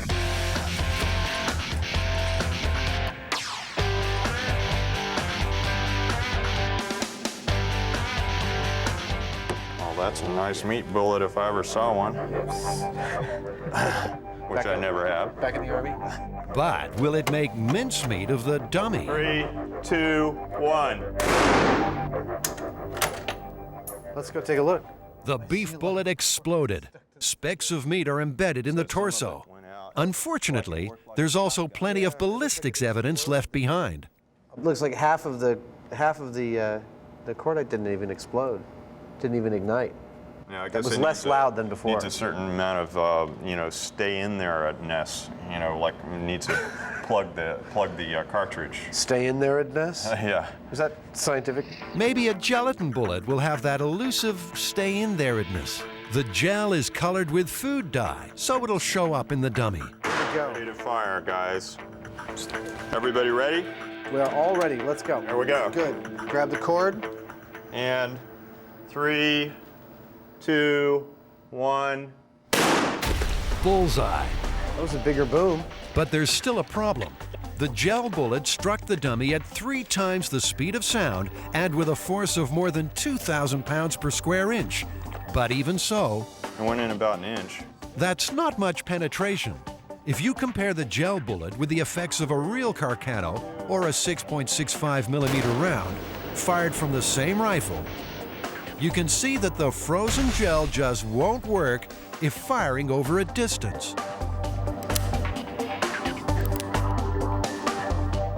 Now, how do I know which one's in the chamber? The guys have more success with a smaller firearm at close range.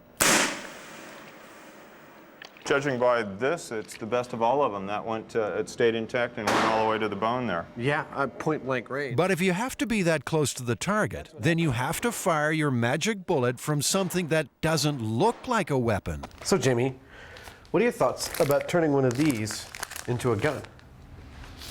Well, do we want to shoot it like a rifle, like that?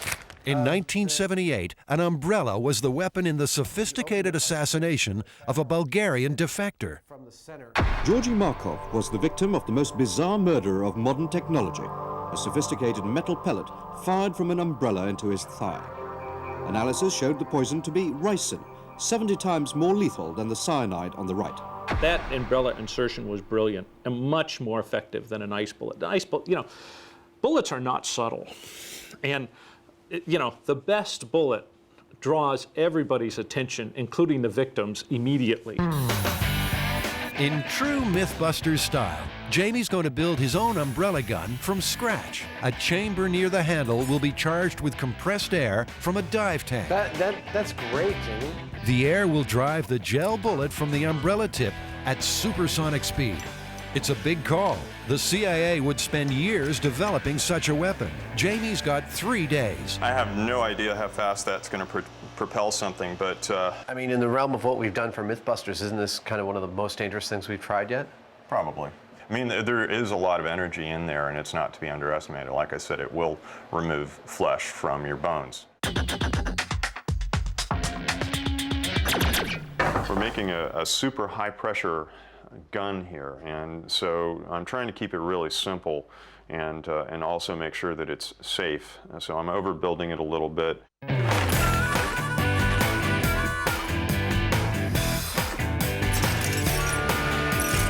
So much stuff and it's still not enough. Just can't get there from here. Gotta make everything from scratch. Pain in the butt. I'm gonna try one more thing. It should hold a little better than that, shouldn't it? One would think so. Jamie's getting frustrated. Air from the scuba tank is getting into the chamber, Unfortunately, it's getting out again almost as fast. I'm a little pissed off. This thing's taking way too long. What's going on with it? One stupid little seal. I have to walk away from it. Yeah. I've been doing this all day, wasting way too much time on it. And when the troublesome gunbrella is finally tested with a BB, and watch out, watch out. Adam's far from impressed. Yeah, it's only like 3/4 of an inch in there. Here, we can, okay. About like that? Yeah.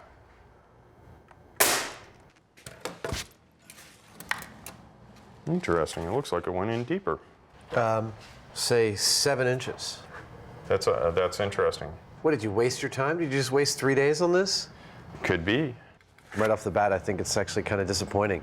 I mean, I spent 3 days working on this like super high-powered air reservoir to fire this thing, and this, $50 BB gun outperformed it right off the bat. I could have modified this to fit in that umbrella in a couple of hours. Adam scavenges a CO2 canister and trigger from an old air pistol.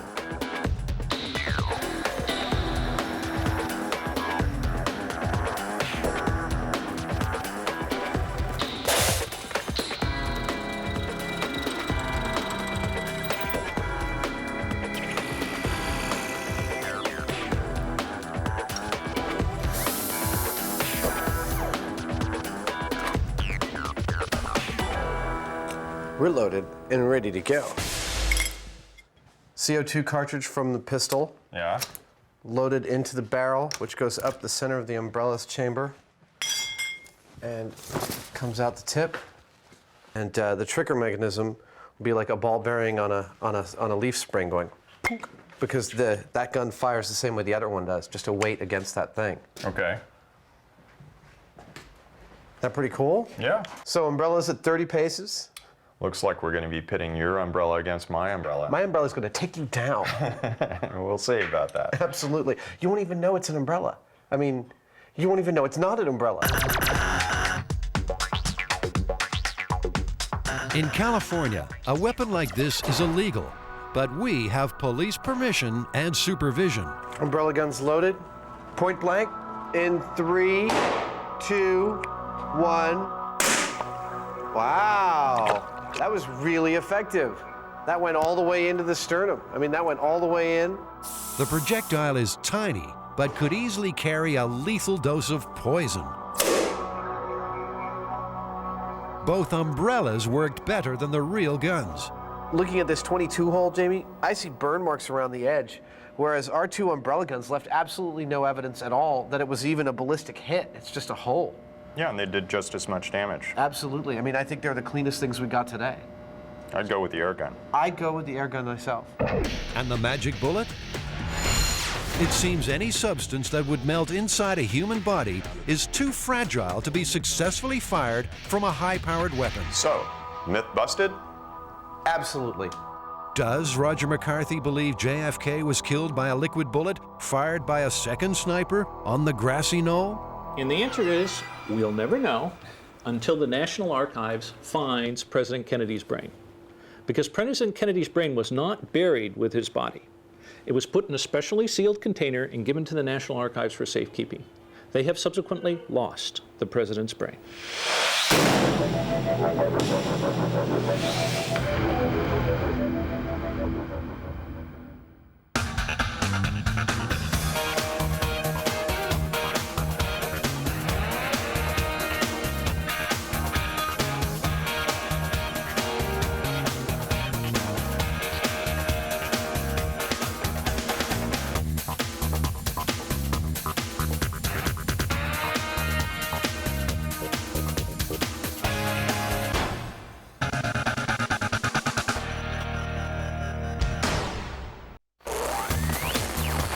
In this episode of MythBusters, it's the magic of movies on trial.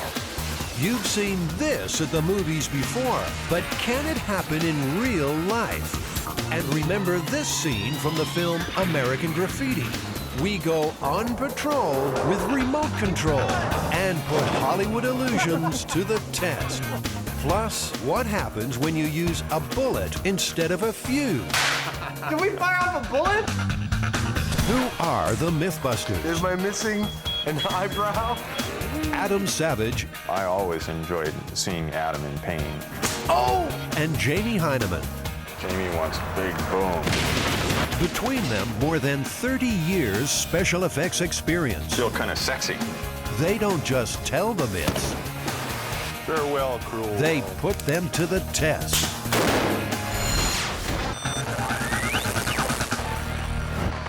You know a rock band has made it when they get their own private jet.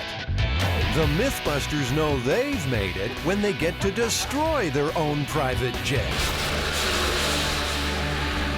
Ladies and gentlemen, please fasten your seatbelts as we test the myth of explosive decompression. The myth is that if you are in an aircraft at altitude and you poke a tiny hole in the exterior of the plane, will you get sucked out through that hole and potentially cause an explosive decompression? You mean like in the movies when you see like the whole cabin, like everyone's like going towards the hole?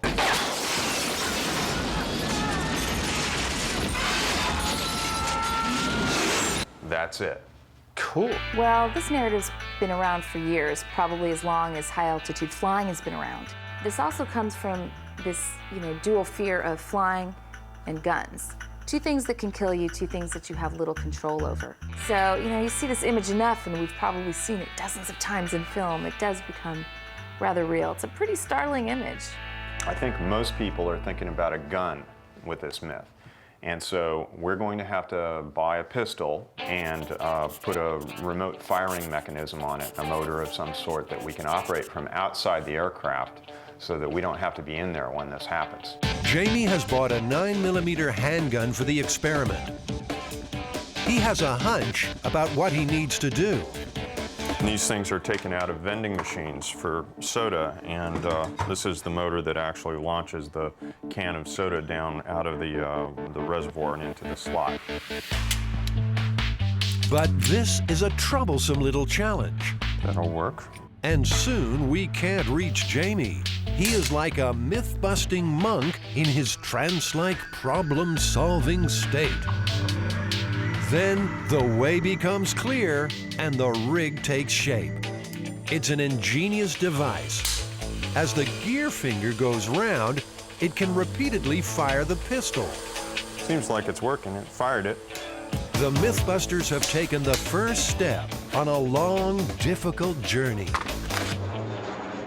The normal cruising altitude of a passenger jet is around 35,000 feet. Humans can't survive at that height, so planes are built to be pressurized. Onboard compressors pump in air to replicate the atmospheric pressure of a lower, more habitable altitude, usually 6,000 to 7,000 feet. It's the difference between the air pressure inside and outside of the plane that creates the environment for an explosive decompression. A hole in the plane will be like a hole in a balloon. The air will try and rush from the area of high pressure inside to the area of low pressure outside. We've calculated that the differential in pressure between the inside of the aircraft and the outside at altitude is about 8 psi. To replicate the myth, the boys need to pressurize a plane to 8 pounds per square inch. Adam has found their test subject already, a DC-9 passenger jet. Actually, this is a plane that's being salvaged. And so they would go into it and pull out all the stuff that they can resell, the avionics, the cockpit windows, the chairs, the bathrooms, and then they'd scrap the rest of it. It's a big plane though, isn't it? Yeah, it's like over 100 feet long, this thing. It's definitely not small. We're gonna have some fun. It's a full-size jet airliner. Yeah. A full-size jet airliner won't fit in Jamie's workshop, so the workshop goes on the road. This is the Mojave Desert, north of Los Angeles. Out here, low rainfall plus low humidity equals low corrosion, a perfect solution for storing aircraft. This is a giant parking lot for the world's airlines. Most of these planes will fly again. Some will land on the scrap heap. You know, the more time I spend around planes, the more they absolutely mystify me. I'd be a terrible airplane designer because I'd look at it and I'd go, yeah, like that's ever getting off the ground. This retired DC-9 once flew for Hawaiian Airlines. Now its wings are clipped, and it's slowly being recycled for parts. But first, it will become the MythBusters Explosive Decompression Laboratory. When do you ever get to do this? This is so cool. Wow. Oh, that's cool. This is where the pilot sits. So many little doodads and gewgaws and doohickeys. I've always wanted to close one of these. Trying to pressurize the plane right now would be like trying to inflate a fishing net. There's a few holes that need to be plugged first. That was an antenna. You can see it was bolted in. The biggest problem is up here in the cockpit. You can see there are no windscreens in this plane. This is going to be my task for the next few hours, is cutting out cardboard templates of each of these windows and then make those out of plywood, pop them in and foam them. Hopefully that'll get us the pressure that we want. Working in the desert heat isn't easy. We've been crawling through this magnificent DC-9 here, trying to find all of its holes and plug them up, which is not that difficult a task if it wasn't like 105 degrees in the shade. The people that work on these airplanes here indicate that we're not going to be able to seal this thing up.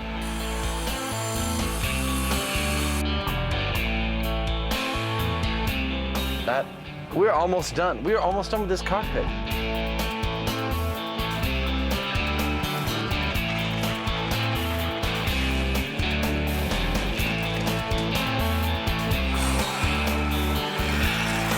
Dry to the touch in 60 seconds, set hard in 5 minutes. And over here is one I've previously prepared. We're actually having some fun working on this. You know, it's interesting to see how these things are built. I'm installing the pressure gauge onto the emergency escape window. This gauge will be critical during the experiment. Once it reaches 8 pounds per square inch, we know the difference between the pressure inside and outside of the cabin is exactly the same as it would be at 35,000 feet. It will be time to fire the gun. The plane seems to be sealed and ready, so Jamie and Adam put it to the test. To fill something this large with compressed air, you need a big compressor. And they don't get much bigger than this. Looks like it ought to be able to fly by itself with those big outputs. Yeah, I know. This is a huffer. Normally, it's used to start the engines on a 747. Now on unload, it's just venting all of its air out the roof. And you go to jet start, and it puts every last bit of it into that hose. Sounds dangerous. Apparently, if the huffer coupler came off while it was pressurized, it'd pretty much take your head off. Before there's any huffing and puffing, Jamie gives his signature safety speech. Signed, sealed. Let's deliver it. People and equipment are shielded with metal cages and bulletproof plastic. Clear and keep serious because I've got the thing on and running. A remote camera is feeding pictures of the pressure gauge to a monitor. Jamie will call out the readings to Adam. The cabin pressure is starting to rise. But the plane is leaking like a sieve. Guys, we have a problem with pressurization. We're going to fill a few holes that we found some leaks in. So stand by, it'll take about 10 minutes. Oh, these holes here? Yeah, each one of those has to be filled. Okay, everybody, the holes are filled. We're good to go. Positions, please.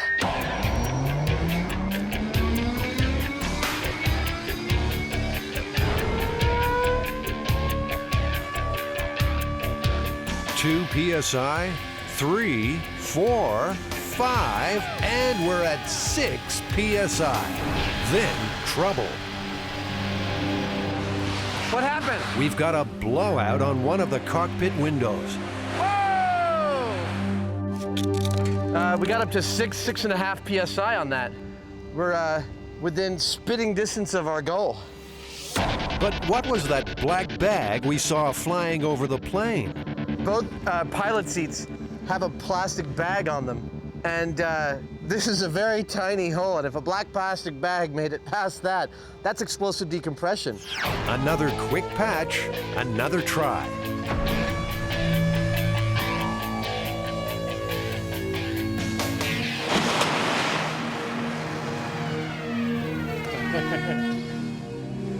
The whole piece?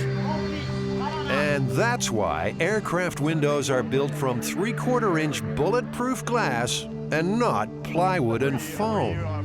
One of the pilot seats was sucked out of the plane and blown over 200 yards away. Is that? It was between the one on the fence and the next one in.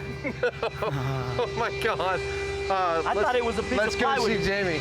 That's the seat from the pilot's chair. Yeah. And that's what's left of the plywood. I'm surprised, and I'm a little concerned. The cockpit windows are going to take a little more work, but that's a job for tomorrow. Next morning, Adam continues his battle to seal and secure the cockpit windows. Reservations are unusually low for this experimental flight. Getting kind of tired of lugging Buster around. Our only passenger has just arrived. A shy, quiet man named Buster. Come on. You've had one too many. Sit down. Next, Jamie mounts and aims his 9mm handgun. You gotta be extra careful with this thing, that it's nice and secure. And after all, it is a remote-controlled gun, and guns can kill people. I'd say that's pretty good. I'm loading the gun. Okay, guys, the gun is loaded. Foam packing peanuts are spread around to see if they will be sucked out of the plane by explosive decompression. Let's blow some stuff up. Okay. It's earmuffs on, huffer on.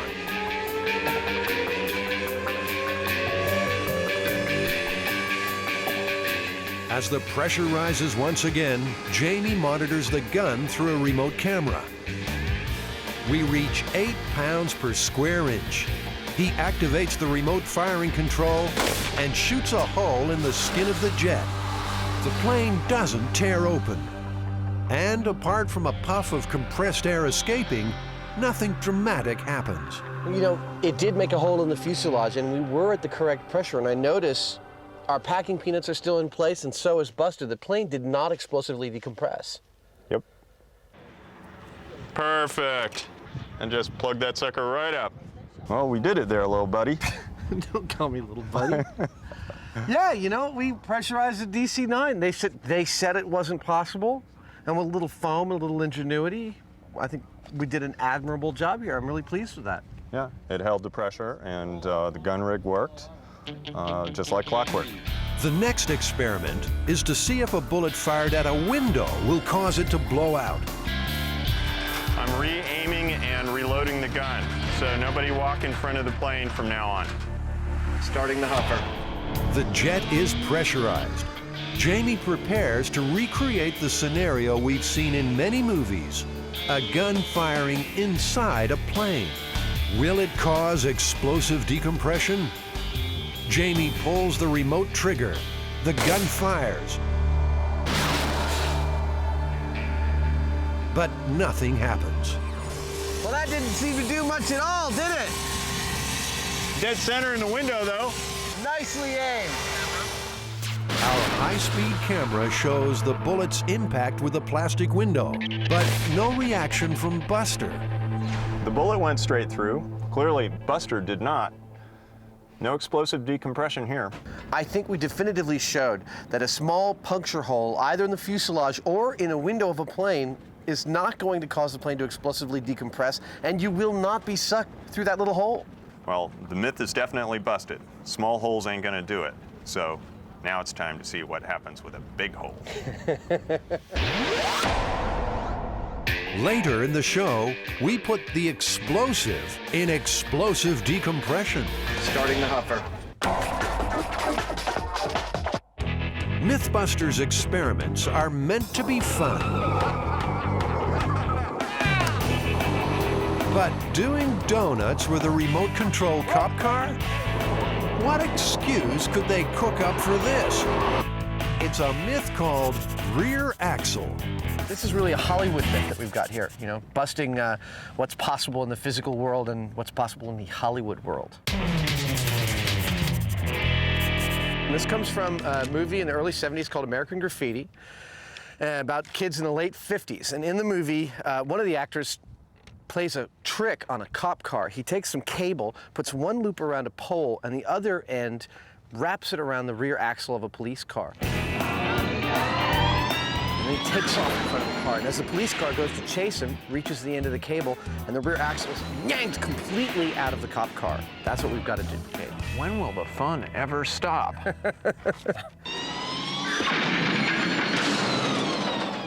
Okay, Adam, how are we going to do it? What do we need? Well, it's actually a pretty simple shopping list for this one. We need a police car, we need the materials to make it remote control, we need about 75 feet of cable, a pole to lash it to, and a couple hundred feet of running space. The police weren't too happy about handing over one of their highway patrol cars. So we've got a Hollywood stunt double, a cop car copy, from top to bottom. This is the back seat of a cop car with the spaces for your arms to be behind your back. And in fact, when you sit in it like that, you'd find that it's really pretty amazingly comfortable. Now I know what it'll be like when I finally get arrested. Now it's rigged for remote control. Go ahead and gingerly. Jamie has wrapped his recycling brain around the steering. This thing is an electric motor off of a wheelchair, and we're going to use that to drive the police car. It takes a bit of work, but these guys know exactly what they're doing. Oh, I've got a hot ember on my crotch. Pretty soon, we're ready to take our police cruiser out to the MythBusters testing range. Our urban legend expert, Heather Joseph Witham, says the story of the rear axle is a reminder of simpler times. I think the reason people like it now is because it's the hijinks of an earlier era. Nobody gets hurt.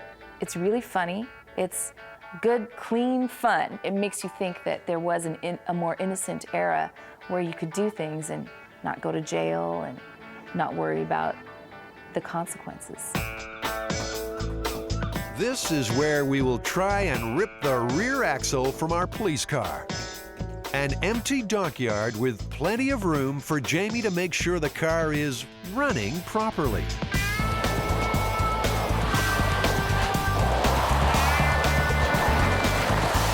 I'm gonna have to get a turn doing that. Apart from the mustaches, these two haven't changed much since elementary school. Come on, it's my turn. Wait, you think I'm getting out of this thing? Not.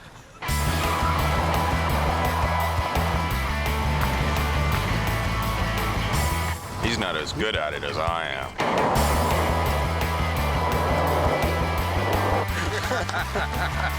We could just sit here and do this all day. All right, back to science. You've got the brake set up so that it fails safe, right? As soon as it would get out of range from you, the brake goes on, right?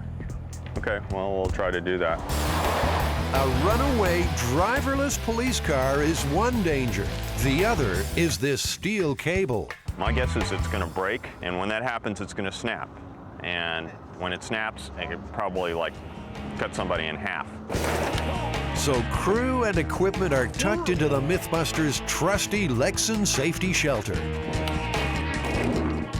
The cable will be tied to this telephone pole.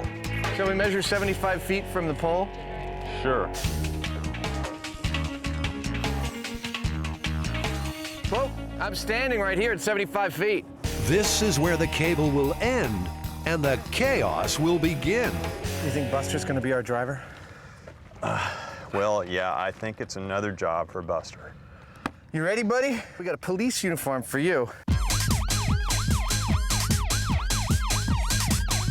gonna look like one of the village people.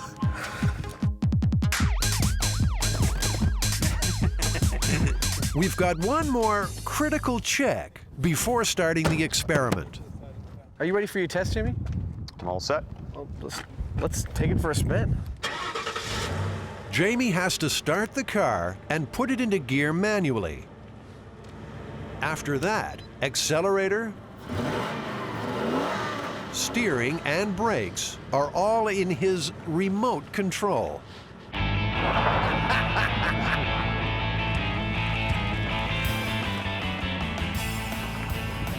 But maybe not his complete control.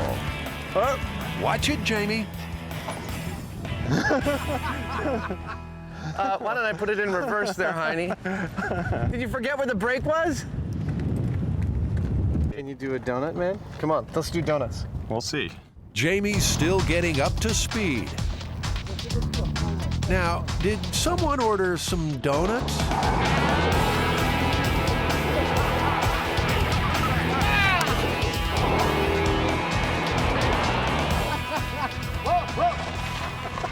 Watch out for the fire hydrant. Oh, that is sexy. An empty car doing donuts and a police car with its lights flashing. Now I checked, there's nothing more fun than that. You just know what's coming next. So can I drive it around a little bit? I won't do donuts, I promise. It's a delayed thing. You can ruin the car real quick. Okay, so the main thing is the most awkward thing is the brake because it's a delay. This is Adam and Jamie's childhood dream times 10. It's a remote control police car with lights.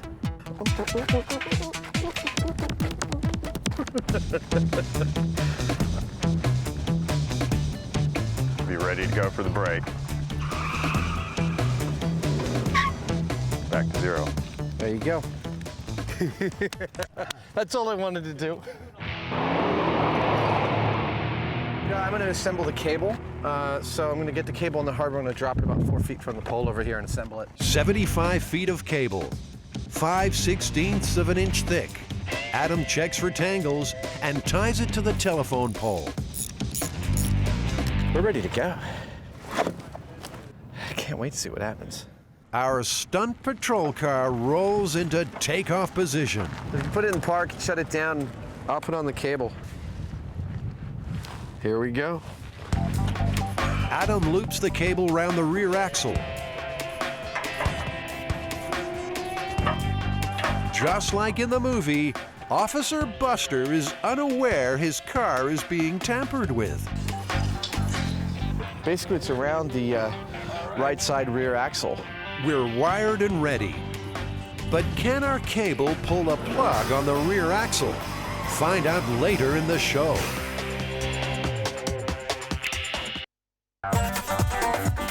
Okay, Bubba, what do we got? Well, Thurston, we got a good one today. We got frog gigging. Frog what? Frog gigging. That's hunting frogs to the rest of us. Apparently, a couple of good old boys on their way back from a late night round of frog gigging, their headlights go out. They determine that it's a blown fuse, and they also determine that a .22 caliber bullet is the perfect replacement for said fuse. That's clever. So it would seem, until 20 miles later, the bullet heats up enough to fire and hit the driver in some very private parts, at which point he loses control of his truck, hits a tree off the side of the road. Both guys survived, but the driver needed surgery. The internet turned this story into an urban myth. In 1996, an internet story appeared that purported to be from the Arkansas Democrat Gazette. The title was True Life Redneck Tale. If you name something that has authority like a newspaper, then that makes it even all the more plausible. Now in this case, the Arkansas Democrat Gazette got all sorts of flack for this story, and they had to print an article saying that they never printed the original article. So what do you think we're going to need for this, Jamie? First thing we've got to do is find a pickup, and it has to have this kind of fuse in it. The old kind of glass-style fuse that's shaped like a bullet, you mean? Yeah, that's the one. Jamie and Adam head off on a hunting trip of their own. So, Jamie, you're from Indiana. What the hell is frog gigging? Well, you get a spear and a flashlight, and you go out and you spear frogs with it. I think the flashlight kind of dazes them or something. I used to do it when I was a kid, but it was just for fun. Did you eat them? No, just a mean little teenage boy. So it was killing? Killing frogs, yeah. All right. This is one of their happiest hunting grounds, the junkyard.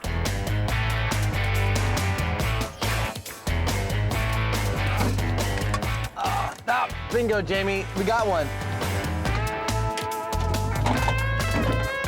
There are pickups by the truckload, but bagging the right type of fuse facing the right way, well, that isn't as easy as spearing frogs in a pond. This Mitsubishi appears to have the closest thing out of all the pickups that we've looked at to a fuse that's aimed directly at the driver. I think that's the best we're going to do. I'm going to pull it out. $5 for a simple antenna. It's electric. That makes 15. The junkyard junkies were only looking for a fuse box, but it's turned into quite a shopping spree.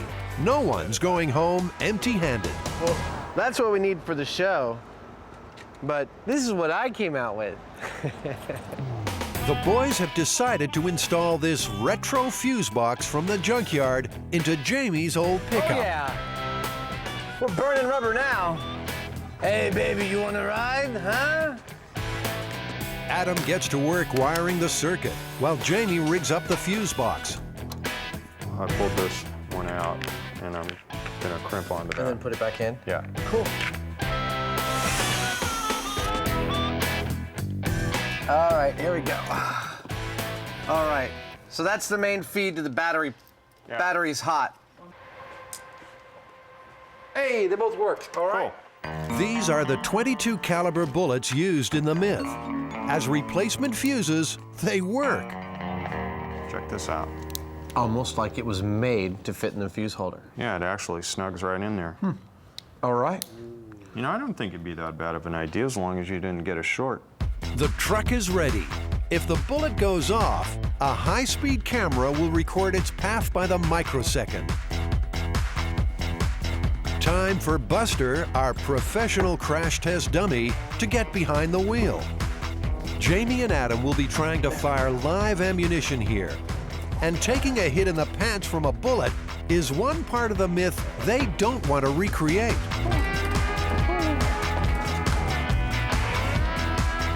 Bulletproof shields go up in front of the truck, and a remote switch is wired to the circuit from a safe distance.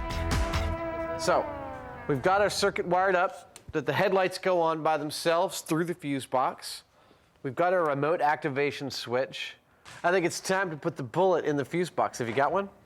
I have a bullet. All right, here we go. Are you ready?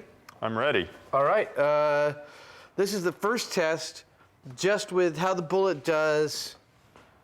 With the lights on. Yeah. This does prove one part of the Myth. The headlights are on. A bullet will complete the circuit. They went for 20 miles, which I guess means about 20 minutes. So let me get you an alligator clip. We've got a stopwatch. When it's quarter after. Yeah. While the truck goes for an imaginary drive, Adam has a very real nap. Me first. In fact, so Adam, it's been a solid 20 minutes. Well, given that nothing's happened, I think we could give it another 10 minutes.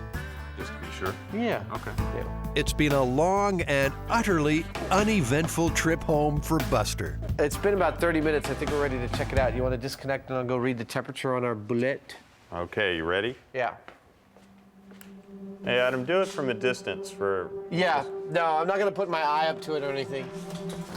So I got a temperature off the bullet of about 113 degrees. Nothing real special there.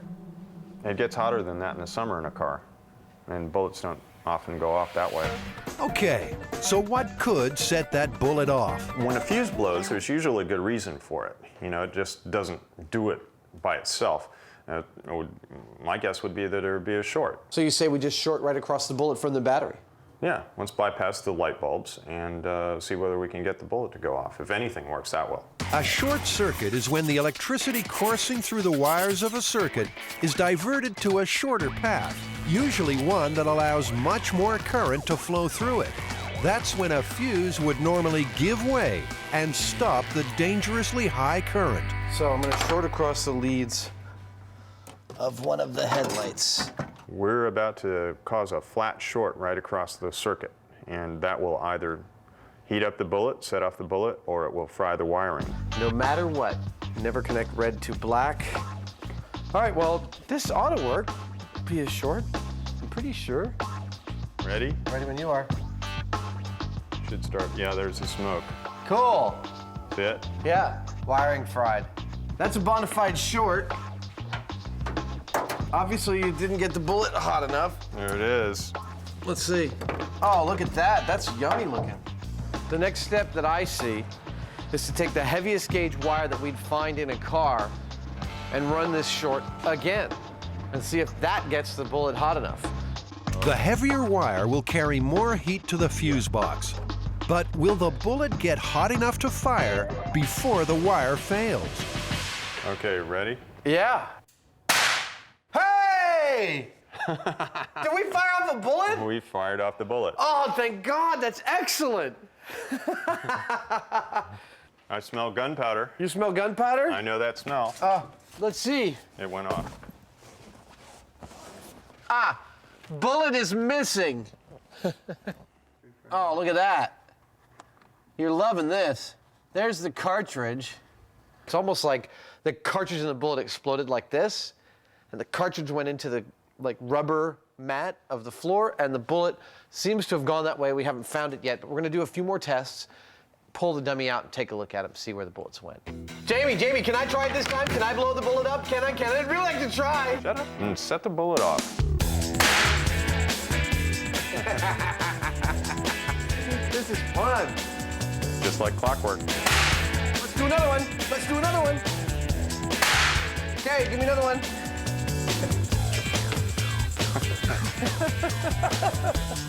Here, you grab one, I'll grab the other. We'll do like a Wonder Twins one. Okay. There we go. All right, ready. I'm impressed with how fast this works. Turns out to be a pretty effective way of setting off a bullet. It's not lethal, I don't think. But you know, the thing is, there was nothing in the myth that said that he took a lethal hit. I mean, I have to say, if I put a bullet in a fuse box and 20 minutes later I hear a bang and I feel something smack into my groin, I'm gonna freak out and run the car right off the road. Buster has faced the fuse box firing squad 10 times. Let's see if that broadside made a mark. The high-speed camera shows at least one bullet shooting towards Buster's bits. Warped and twisted by the firing, some of the shells also turned into threatening pieces of shrapnel. I laugh every time I do that. Jamie takes a closer look and makes a startling discovery. Oh, look at that. That wasn't there before. See that? One of those bullets at least shot a hole in his pants. And there's actually there's another bullet hole down here and here. While those pants are full of holes, Jamie can't find any signs of damage on the dummy's legs or torso. I don't think that those bullets had enough force to really do anything. I bet if they were a real person, you'd probably have some pretty nasty little bruises. That's about it.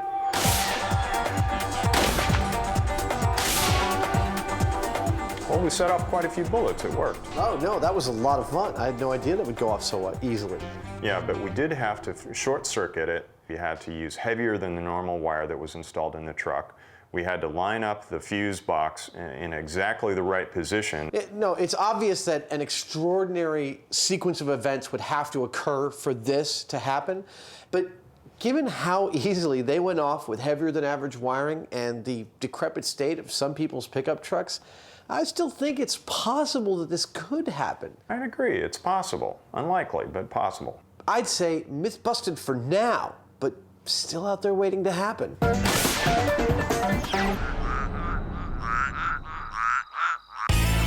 happened in the film American Graffiti. But can the MythBusters do it for real? We've got a remote-controlled police car tied to a telephone pole.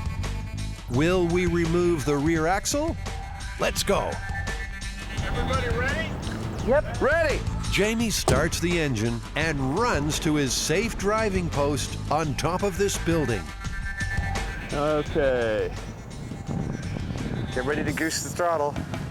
Our police car is off in hot pursuit. The cable whips into one of the cameras.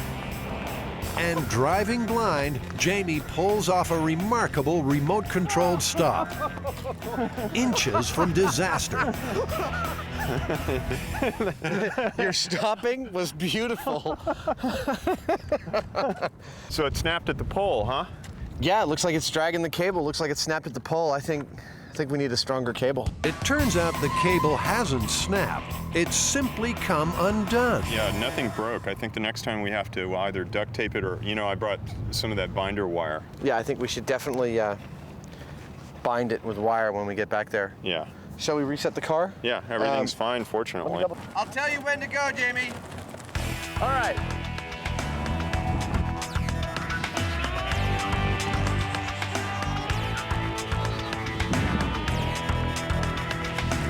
Good, nice, perfect. The cable actually did what we were afraid it was going to do, and it's actually quite dangerous because it, it whipped way off to the side. It took out one of our high-speed cameras. If a person had been in there in that same position, it would have taken them out as well. Of course I could have hooked it up better.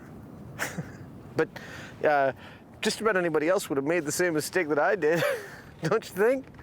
This little guy won't be unhooking next time. Okay. I got some wire, I got a hook, I got a leather jacket I no longer care about. Here we go. The other end of the cable gets the same treatment. We're calling that first attempt a test run. Nothing was really proved or disproved. This run will be the real deal. Come on. Yeah. Isn't television glamorous? Let's see. 70% that the cable does break, but before it does enough damage to the car we can't do a second test at all. 20% that it actually breaks but doesn't do any damage to the car, we can do a second test, weaken the axle, etc. 10% it works perfectly, yanks the axle right out of the car. I believe if you add those numbers up, they come to 100%. We have a remote-controlled police car with its axle tied to a telephone pole by 75 feet of cable. Let's step on the gas. This time, the cable really snaps.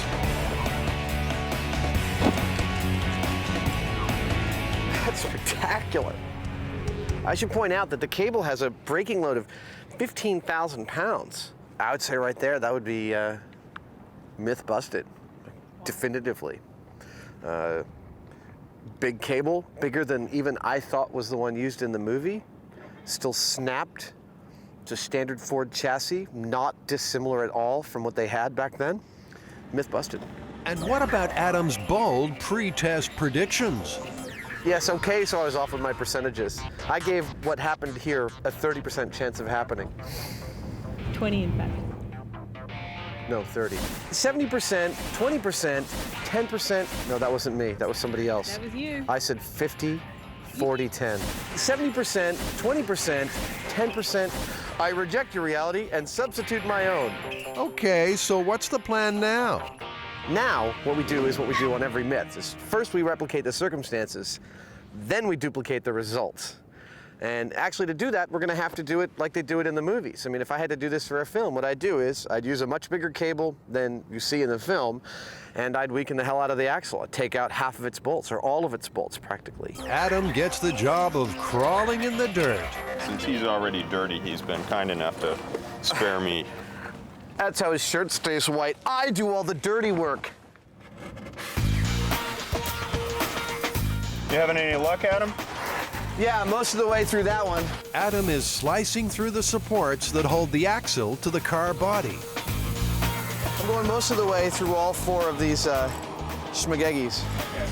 Jamie had a visit from the cable guy and scored an upgrade to super size. This is 5/8 instead of 5/16, and the braking strength of this is approximately 10 times the weight of the car. And I don't think we're going to break this cable. I'm going to go around the extreme right end of the axle, too. I figure all the leverage action we could get is good for us, don't you think? I agree. So I think that's as good a job as we can do. I'm dirty. I'm the 8th dwarf dirty. When this cable comes taut, it's going to twist and hopefully torque that differential right off, and the whole thing will come off. I've taken the oxy torch and I've cut through probably about 75 to 90% of each one of those 4 control arms. Either we're going to simply stop the car or we're going to break the car. I think we'll sooner shear the post off at its base than snap this cable. The car is ready for its final run. Okay, ready?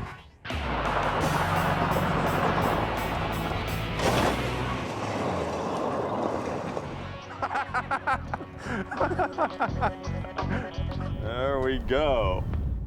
While their relationship has taken a big shakeup, car and axle are still mostly attached. Something really horrible happened inside that police car just now. I think she's done for. Incredibly, the cable snapped at the telephone pole end, but the car won't be driving any further. This is the coil spring from the rear suspension of the car. It was sitting like 10 feet from the car. It flattened the tire. This other one is jammed. The tires are in a wheel well, and so even if we had been able to completely remove the thing, they're not going to go very far. No, you're exactly right. I mean, you can see under there, the trunk is compressed by the impact it took from the axle, and it looks like this entire thing yanked out but had nowhere to go. So if the MythBusters couldn't pull the axle off, how did they do it in the movie? I think the key is just pyrotechnics. You know, they somehow blew it. Yeah. You'd have the rear axle probably on a ramp, so that as soon as it underwent any pressure, it would both go out and under from the car, but it would also raise up the car, which is exactly what it did in the film. So, Jamie, the Hollywood myth, the rear axle. What do you think the verdict is? Myth is busted. You know, it's just not going to happen by itself, not with anything remotely like the circumstances that you saw in the movie. Hollywood myth is busted. Buster performed admirably. As usual, though he's a little tired. We're done here. Let's go home.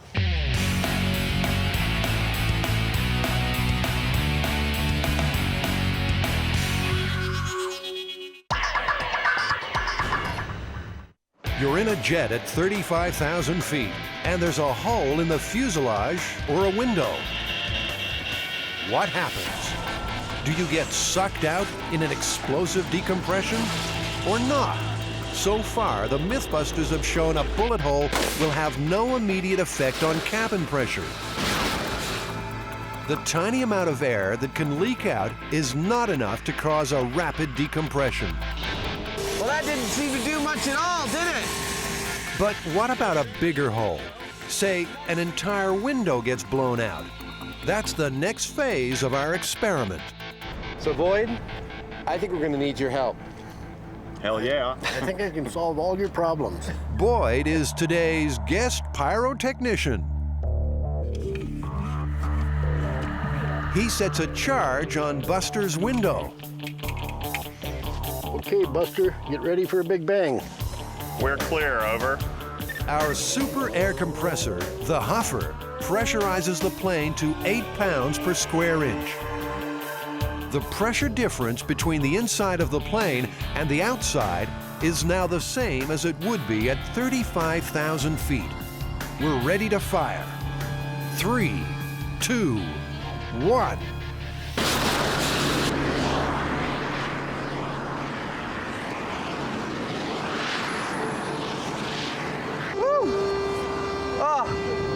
That was worth it. That was worth everything we went through. Didn't quite fit through the hole. Now this is explosive decompression. A hole the size of the window allows a huge rush of air out of the plane, taking with it anything that's not tied down, including our crash test dummy. Wow. Yeah, it looks like it's ripped some of his back flesh off there. Yeah, it pulled it all the way out towards the window. Can we yank this out of here? Yeah. Buster's having a bad year. Well, he survived really well. I wouldn't want to be sitting near that window when that happened, but you know, these kind of things that you see in the movies where just like somebody that's standing at the other end of the plane gets pushed out, I don't really think so.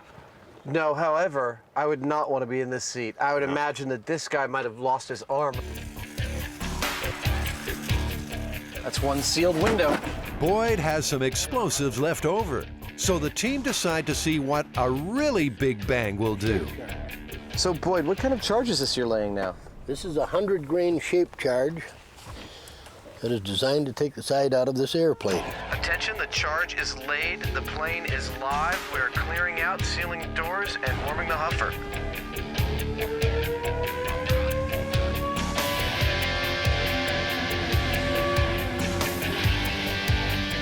We're back up to pressure and ready for ignition.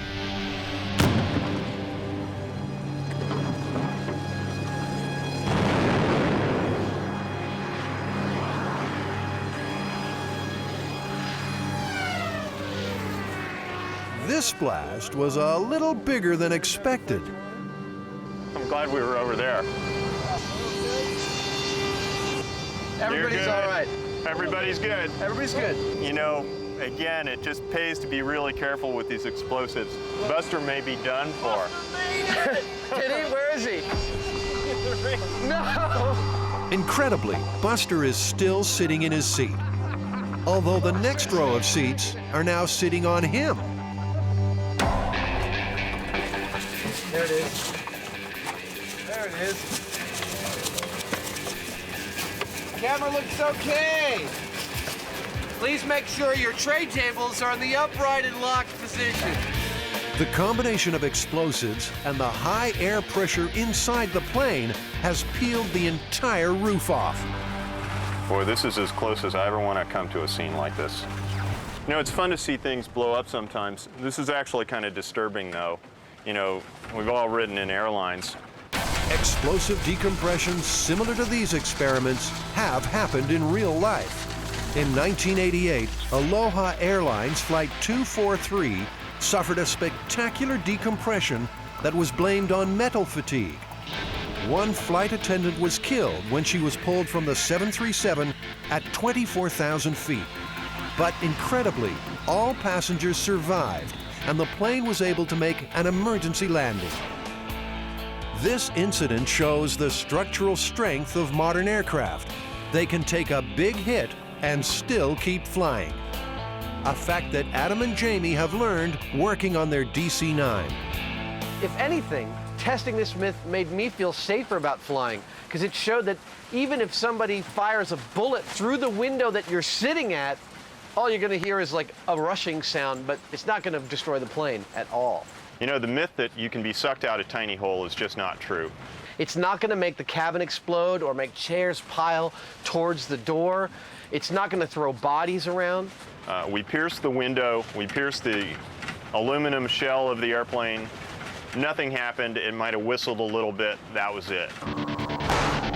Myth busted. You guys keep bringing in more crap into the shop.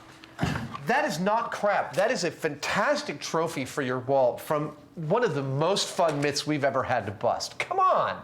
It was pretty fun. Yeah.